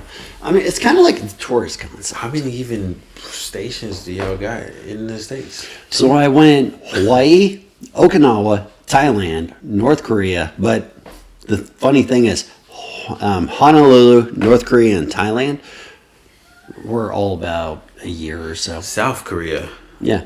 Not North. I'm sorry, North Korea. Korea and Thailand were really just training operations. I was there for about 3 months each. Thailand, I'm not going to lie, Thailand is not a married man's game. Do not do it. Anyway, Thailand is not a married man's game. All right. Note taken. So, and I took that note early, and I was the guy that watched everyone's gear. He gonna stop it. I should have. So Thailand is. I took that note right away, and I was the guy who watched everyone's gear while they had fun. He was. I forgot. I can't even think of the name that we called it. But that aside, though, I did get to drink cobra blood. I ate cobra meat, and I drank hooded cobra's blood, which was actually, it's kind of salty. Is it blood or is it like a cherry, strawberry, or is it for real blood? So like that was tiger blood. You know that ain't tiger blood, right? So that came from it wasn't sold to me. If that's what you're saying. No, I'm asking. No, I don't. Exactly. A tiger it was legit cobra blood. I watched it die. I mean, so we were doing jungle warfare training, and the guy who was doing the training, showed us how to cook locusts in bamboo, which fried or roasted locust is not bad. It's actually really good. I'm not going to lie, but I eat anything that's handed to me. All right, man. So locust is not bad if it's roasted. We got shown how to kill and eat a chicken, which was one of the funniest things I've ever seen. Yeah, so they showed us end to end. This is how you kill a chicken, and suddenly the chicken's head wasn't there. Nice. Because there's a flip thing you have to do with it that I know a lot of farmer kids know how to do. I personally do know how to do it, but they didn't ask me to do it. They just asked for a volunteer. And you got a yeah, so you have to flip it the right way, and then you just sort of do this, and the head comes right off of your hand. Nice. That aside, sorry, PETA. Shout out PETA. Shout out to PETA. Hi, we love you. I like meat. Anyway. Don't disrespect. I'm sorry. That's my homeboy. What's up, Peter? Anyway, so we did all that, but in the end, they showed us, this is how you deal with a cobra when you come up to it. All right. So I did this class twice. The answer to the question that I asked you, stateside or overseas? The answer is clearly overseas. Is so much fun. Right. So much fun. But stateside, I liked, because as a forward observer, as a JTAC, before I came here to my last station, before I got out, the longest span of time I was home at any point, and we did the math, was 2 weeks. Oof. I was at home for 2 weeks max. That was the longest span of time I was home before I was gone for a month. Sometimes 2 months. So it was home a little bit, gone for a month. Home a little bit, gone for a month. Sometimes I was only home for a day and a half before going off to some other adventure. And honestly, that's the whole reason we got out. So we came here to the we came here to the I&I unit, and being I&I instructor, you work really long hours, 16, 17 hours a day. But the one common factor is you go home at the end of the day. Right. And we did that for 4 years, 3 or 4 years, maybe 3, but 3 or 4 years. It didn't matter how long I was at work. I was home every day. My daughter was 1 year old the day that she came here. To this unit, because I came here without the family and all that. Now my son, he kind of remembered me being gone and all that, gone back, but it's he was getting older, he was getting harder to deal with because boys. Right. And my daughter, no child remembers anything before 1. And so and this is the point where I'm going to start tearing up. Oh. She had no idea what it was like for Dad to be gone. And she was 3 years old when it came time for me to either go somewhere else or get out. She spent 3 years of her life knowing Dad is gone. Dad will pick me up from daycare. Dad will take me home. All this good stuff. He's gone once in a while. Kind of like, in an average family, a fishing trip. Right. And so she, a lot of the reason was over her. And over it, though, it was partially one set was her, the other set was wife and son. Because, he has very high functioning autism, but he still has, the disability. So we figure nothing good was going to come out of me going to another unit. Right. Nothing good was going to come out of going Continue somewhere that else. constant going away for months at a time. Yeah. So if I went somewhere else, I was going to go right back to that exact same pattern. I'm going to be here, and then I'm going to be gone. I'm going to be here for a little bit, and then I'm going to be gone forever, it seems. And in the end, I absolutely love the Marine Corps. I have nothing against the Marine Corps. I had nothing against the Marine Corps when I decided, when I made the decision. Except it was the fact that it's not the Army. Yeah. That's Well, all no, you tricked me. You tricked me. But damn it. Anyway, You heard it here first. keep that in the video. That was funny. That was a good joke. That's right. You got me. But no, I have nothing against the Marine Corps. I loved my job. Honestly, if I wasn't married, not only did I love my job, I would have asked to go to 29 Palms, which is a whole nother story in itself. But no, it's regardless of all that, I like my family more than I like the Marine Corps. Right. And because I didn't want to have to put my son through that, because he was going to get older, the whole autism thing was going to make me being gone harder. And because my daughter had never had to put up with me being gone more than 2 or 3 days at a time. And that would have tore at your It heart would've- to kind of it would've like, hey, I'll be destroyed the back kid. in 9-10 months. Yeah. Yeah, that's- And not only that, my wife, she gotten used to it too. She knew that I was coming home at very specific times. if it's 9 o'clock, 10 o'clock, hey, I'm still coming home. Exactly. So I was going to be home every day. And so it's, in the end, I absolutely love the Marine Corps. I would not have gotten out if it wasn't for this, but I like my family more. I like my kids more. I like my wife more. That's essentially what it came down to. So I was like, you know what? We're just going to make it as we are. But fortunately, we're in Huntsville, Alabama, which is one of the best paying Underrated private contractor groups ever. That's what you do now, private contract? I do private contracting. I work for a group that does support for research and development. No details. No details. But, I do supply, which is far and away different than what I used to do. Logistics. Yeah, I do logistics now. Hey, put me on when I get out. If you want to. I mean, we have a few openings. Put me on.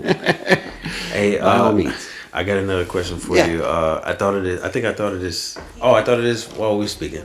The dumbest thing you've seen in a movie that is Oh my God. Marine related. Not Jamie Foxx, is it? Jarhead. Oh God! So it wasn't Jar. So Jarhead is such a fantastic movie because Jarhead is very good at kind of saying, this is how we in the infantry see the Marine Corps, but it dimes the Marine Corps out on the dumbest things ever. Oh. You know how it says the whole burning, I waste actually never thing? seen Jarhead. All right, so there's this scene in Jarhead where he's like, stirring. That's really the only way to say it. I'm sorry for the crassness, but he's stirring waste in a thing. But I'm not gonna lie. So both times while I was out, our latrines were. Y'all say latrines? I'm trying to be nice. No, go ahead. Okay. No, y'all say head? Y'all say head, right? Our very homemade outhouse was. Give it to Mom. But do y'all say head?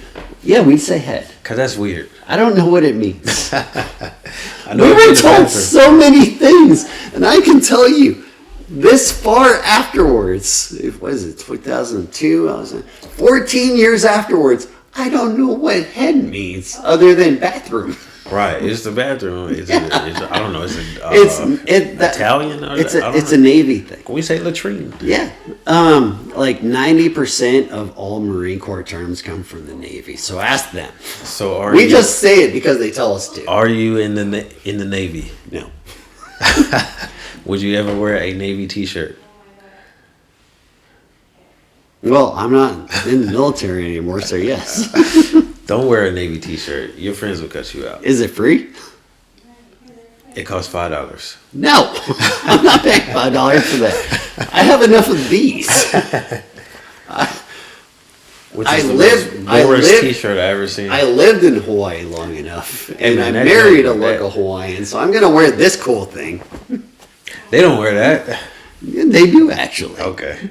They call it Aloha Friday, I never been to Hawaii. which Uh, this is actually the campiest version of it.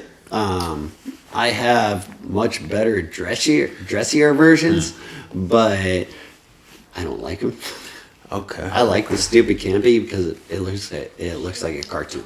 All right. That's why I wear it. Great question. If you had to choose another branch, which would it be?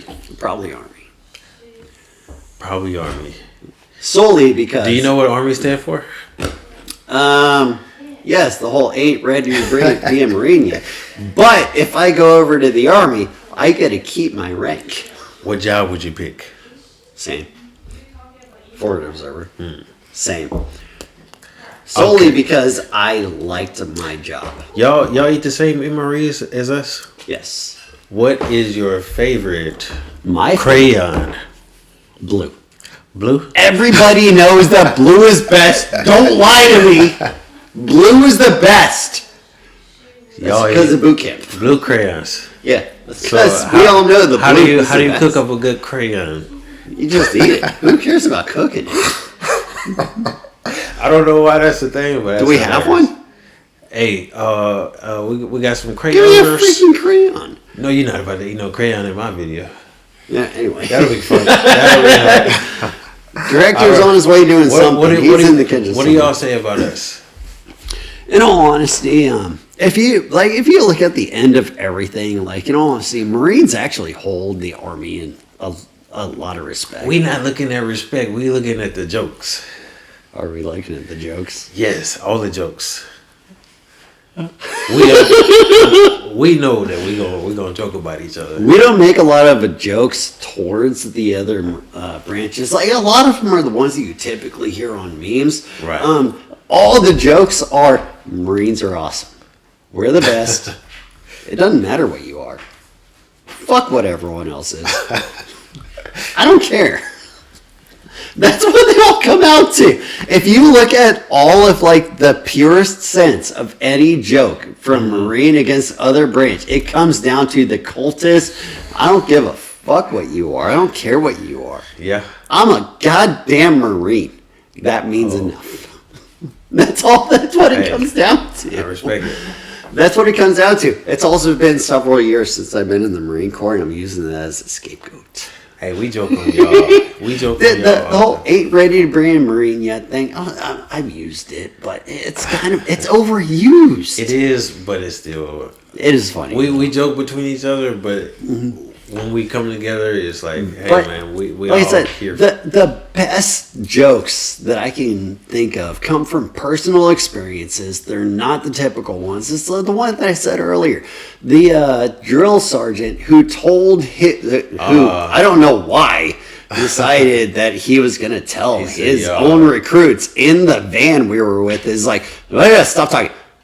The crucible, like the thing these Marines just told you, is what the Rangers go through. That dude, no joke, said that. So that's going to stay with me forever as Marines are Rangers or better. Y'all are better than us. Nobody can say Marines are Rangers or better, and it's that guy's fault. Hey, take your wins when you can. But I was going to ask you, what's your favorite MRE though? Hands down, chicken fajita. Chicken fajita. And it's not just chicken fajita, it's chicken fajita pre-2012. The one before that. It's the one that came with the fajita, the hot sauce, and the thing that ended up falling out of it, the goddamn cheese nips. Cheese nips. Yes.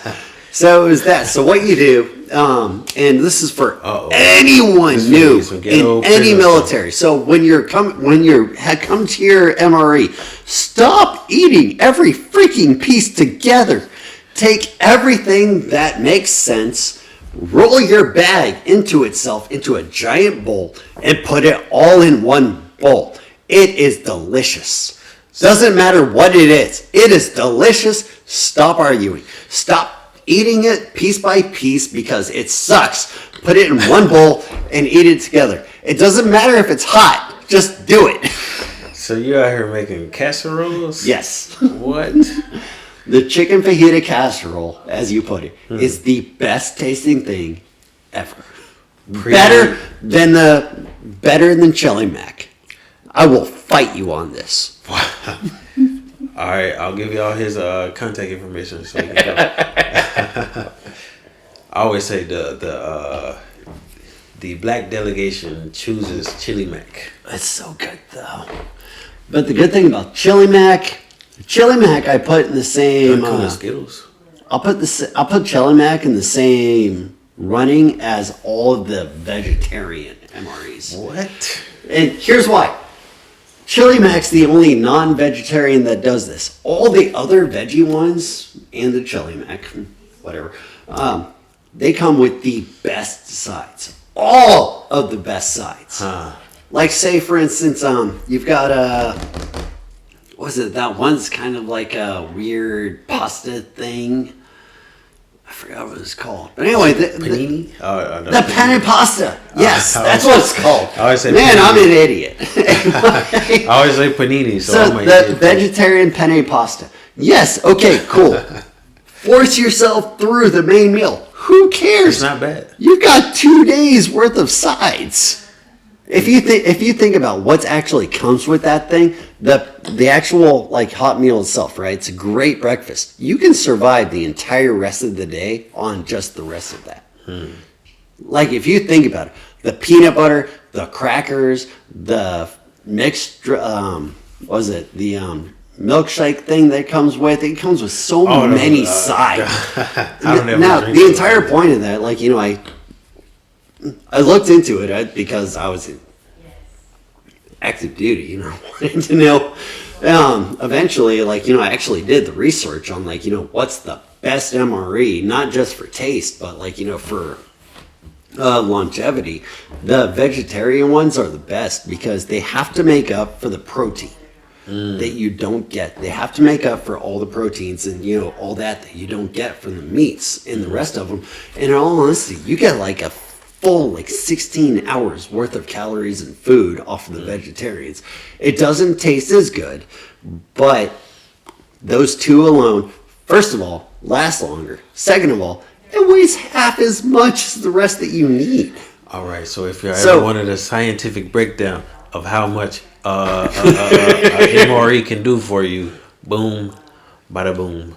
This is from somebody who lived in Afghanistan for 2 freaking years. I am telling you. Eating MREs. Get the vegetarian ones. You don't need more. You don't need as many as you need of the others. You can live off of 2, whereas the others, you need like 3 or 4. Mm-hmm. You can live off of 2 of those. I know it sucks because everybody sees it as, all right, we're just appeasing the vegetarians. No, you get more nutrients off of those than any of the others, and it will last you longer. Mm. I will fight any of you for that. I will fight you. Anyway. It's good. Actually, I don't even know. So we were at, I think it was me getting out, actually. I don't even think so. We went so many different directions. No, we was all talking at about once. MREs, man. MREs. MREs. Look. Oh, yes. No. Hands down. I will fight this. Yeah, you said I will fight you. I will fight this.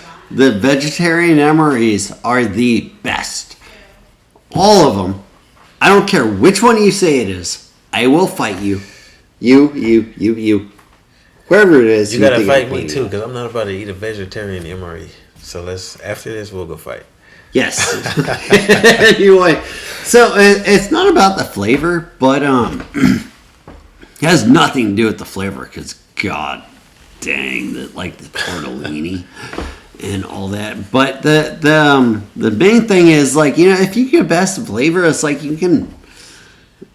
The amount of snacks you get, the amount of food you get off of that one dang thing. You know a lot about this. Yes, I do. What's your essential items for the field? Essential items for the field. So I was a minimalist as it comes to the field. You don't bring no hot sauce or anything out? I was not one of those guys who brought extra things. I'm sorry. Everybody who's listening is going to hate me. I brought everything on the packing list. Oh, use Now, personal items. That was always part of our packing list. I brought personal items. Yep. I brought everything on the packing list. And then batteries and my own flashlights. Basically, you know, the stuff that if you had it and if you could adjust it to something else, that's what it is. I never adjusted anything to where I would take something out and put something else in. And that. By the time I realized I could do that, I was a staff NCO. Dang. It took me that long to realize, because I spent that long in artillery, infantry, just back and forth. So you always had somebody inspecting your checklist? Always had that. And by the time I was a sergeant, before I even got to staff NCO, before I got to the unit that I was a staff NCO, by the time I was a sergeant, it ended up becoming some random second or first lieutenant saying, it needs to be exactly this. And I was like, you know what? Screw it. All of you guys, I'm sorry. I know you don't want to do this. I know you don't want to do this. It has to be this list. They go through the list, and then I sit down with them like immediately afterwards, like, what part of this list can you get rid of in the next 15 minutes and replace? You have 15 minutes. And I'm not going to lie. I was what is known as that NCO. The nice one, but the one who will not give you leeway. That guy. So I was kind of in the middle of, oh my God, that guy's a fucking asshole. And we have so much leeway. We can do whatever we want. I was like the direct middle ground of that. And I'm not going to lie, there were guys who hated me. There were guys who absolutely loved me because of the small amount I would give them. Mm-hmm. That's who I was. But when I became a staff NCO and I came out to Huntsville, all of that changed. I basically had a campsite. Y'all went to the field still out here? I still had to go to the field because... on Redstone? Not Redstone. So, inspector instructor, which is what my assignment was out here. The shortest way to explain that was Inspector Instructor staff is the staff of active duty Marines who make sure that all of your administrative things are right. That's the admin side. Make sure supply works. You said on our side, that's the equivalent of Active Guard Reserve. AGR, yeah. Yeah. So it's the same thing. Like, they go to work every day as the military. Like, they have to wear their uniform every day after your Active Guard Reserve. So, same thing. Okay. So, you know, it's you look at it, it's like you're making sure that the unit can still do what they have to do, even though the unit isn't there and they only show up once a month. Which really is not that hard. All you have to do is, you know, you have all the planning done. It takes like 2 or 3 weeks, and then you have another week to just do what the fuck ever, which most of the time is the entire active duty staff trying to fix the fucking truck that can't be fixed. Sound familiar? Yeah. So it's like, you know, most of the time is you're just trying to fix that truck that no one knows how to fix, and we're just trying to, and we still can't figure it out. Well, hey, man, I think we've been going for a long... I still got 2 more questions, or one question to ask I'll be you. fast. And then, I don't know if you'll be fast on this one. Go ahead. I'm terrible at being fast. Well, maybe I got 3 questions. What do you miss the most? The thing I miss the most, honestly, is it's the work day. It's the people. I do the same thing at work now that I do now. It's to be completely honest, we kind of ride the line between being okay and an HR complaint. I admit it. Anyway, Don't admit it. I'll admit it. But we never go over it because I work with other veterans. I work with other, you know, Army and Marines who are still in the reserves. So you still got a little taste of it, but it just ain't the same. Now, yes. Now, a lot of that part of it is the leadership aspect. You can say that you can teach leadership, but eventually it comes down to that person's natural ability. Right, personality. Exactly. It's a personality thing, which, you know, coming out to this, you know, I see as it's a personality thing. And I didn't think I had that personality before, but I definitely do. And Marine Corps, Army, or Marine Corps, Marine Corps Reserve, and then, you know, just Army contracting. In all honesty, it's a lot easier than I thought it would be. Because it's just Hire me. Do what? Hire me. Yeah, it's a me. It's a me that I can be that is not me. It's an act. I can understand that. But, and you know, see, it's not just Marine Corps. It's professional anything. If you can be, oh God, how can I explain it? It was actually there's a book called The Behavior of Men in Battle, which I have, and I would love to let you read sometime. All right. There's a section of it. Legitimately, it's just 2 lines of the entire book. It's like a 500-page book. 2 lines of it stood out to me. I don't know if I can read 500 pages. I can read about... I'm not kidding. I read the entire thing. 2 lines of the entire book stood out to me. Of all 500 pages, stood out. That said that the leader that anyone will follow is the one who embodies in himself or herself, you know, whatever, who embodies in themselves the belief of those below him or of those equal to him will be the leader of that group. And it stuck with me for the last 10 years. I'm not kidding. 10 years that has stuck with me. So if you believe in your... If you figure... my bad. This supposed to have been down. That's fine. Essentially, if you can embody in yourself what those below you believe, they will do anything you want. That's essentially what that means.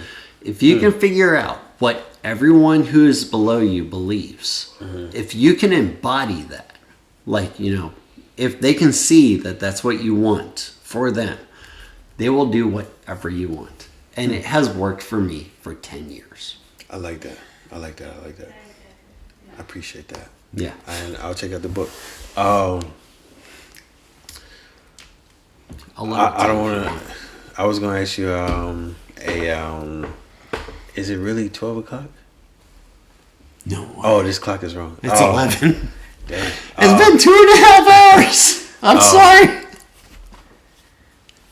I think I'm gonna just skip this question because I know it's gonna be I can't even think of the name of the question now. So I'll just tell you to shout out some folks. You can do 5. I usually tell people shout out 5 people. Shout out 5 people.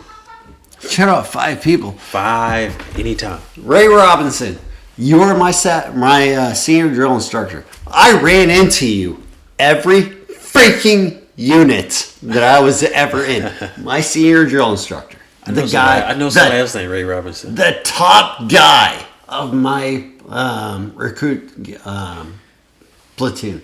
The guy in charge of all of us. Ray Robinson. He was in my unit, my first actual unit. He was our motor T guy. I came over here to Huntsville. I became our ground safety guy. You know who's in charge of ground safety? Ray Robinson. For all of Marine Corps Reserves? Ray Robinson. Ray Robinson. All right, that's one.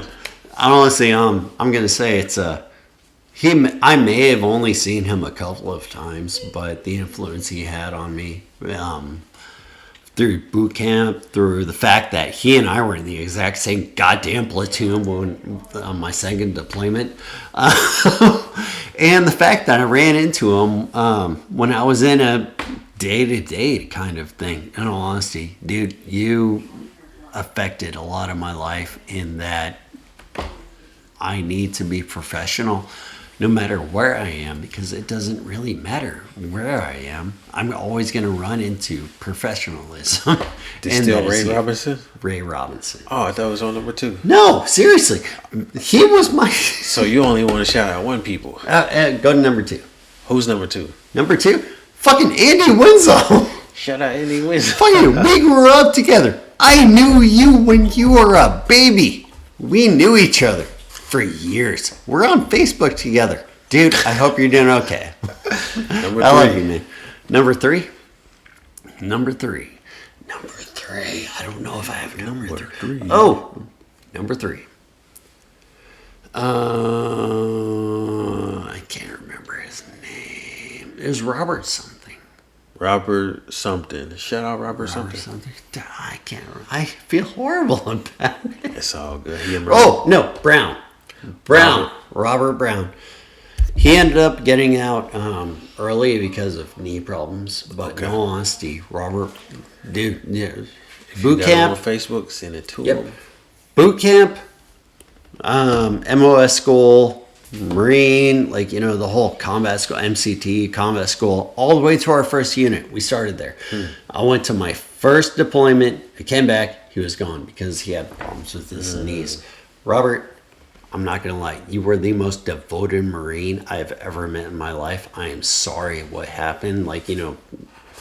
Ended up with you out. But, dude, you have been great. Number 4. Well, the director. The reason I got out. My kid. My son. Brandon. Shout out to the director. The whole reason I got out was because I wanted to be a dad to this guy.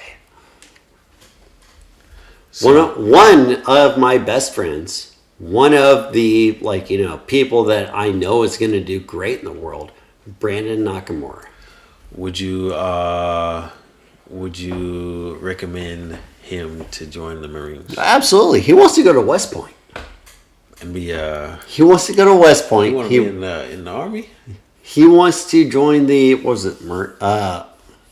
Air Force, actually. So you need to go to Colorado. Yeah, he wants to go to West Point. He wants to go through, all that. He wants to end up commissioning into the Air Force. Yeah, that's in Colorado. Yeah. So he wants to go to a military academy when he gets out of the high school. The Air Force Academy. He wants to go to the Air Force Academy. He wants to go. I don't know. Can you go to West Point? Is Army? No, West Point is Army. Yeah. But it really doesn't matter. I know someone who went to West Point or Citadel, and he ended up in the Marine Corps. Okay. It really doesn't matter. It's a college.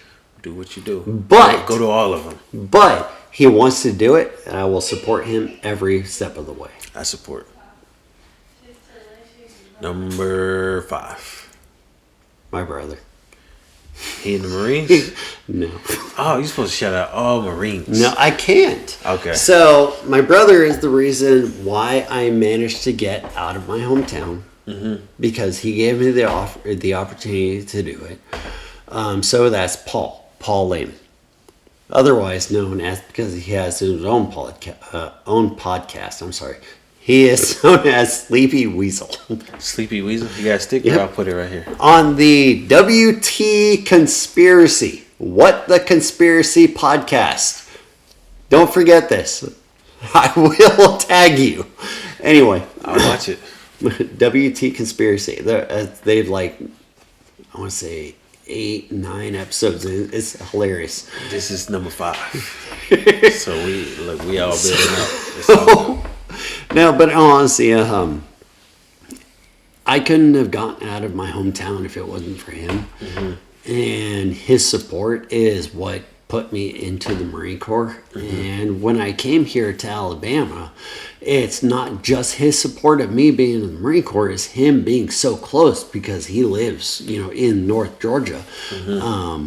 It gave my wife and my kids someone to visit, someone nearby, like a close relative, to be able to visit, which it was a morale building thing. So, I have to give it to my brother Paul that, if it weren't for you, my family wouldn't exist. Or we wouldn't be as happy as we are. Shout out. It was Paul, right? Good job, buddy. Paul? Yeah. Okay. All right, shout out Paul. We're going to close this out, right? Yes. Do y'all do safety briefs? Yes. I have the best safety Before we go, give me a safety brief. All right, so I used to tell this to my guys all the time. It was really short. Guys, I know you don't want to be here. You've heard so freaking much from the officers. Okay, so fine. Flashing lights. What in God's name is a flashing light? All right, cool. You know what a flashing light is. If anything you do ends in a flashing light, don't fucking do it. Done. Go away. Oh, you stopped it? Yep. I didn't even get my outro. I'm sorry. You want me to do the outro? No, it's all good.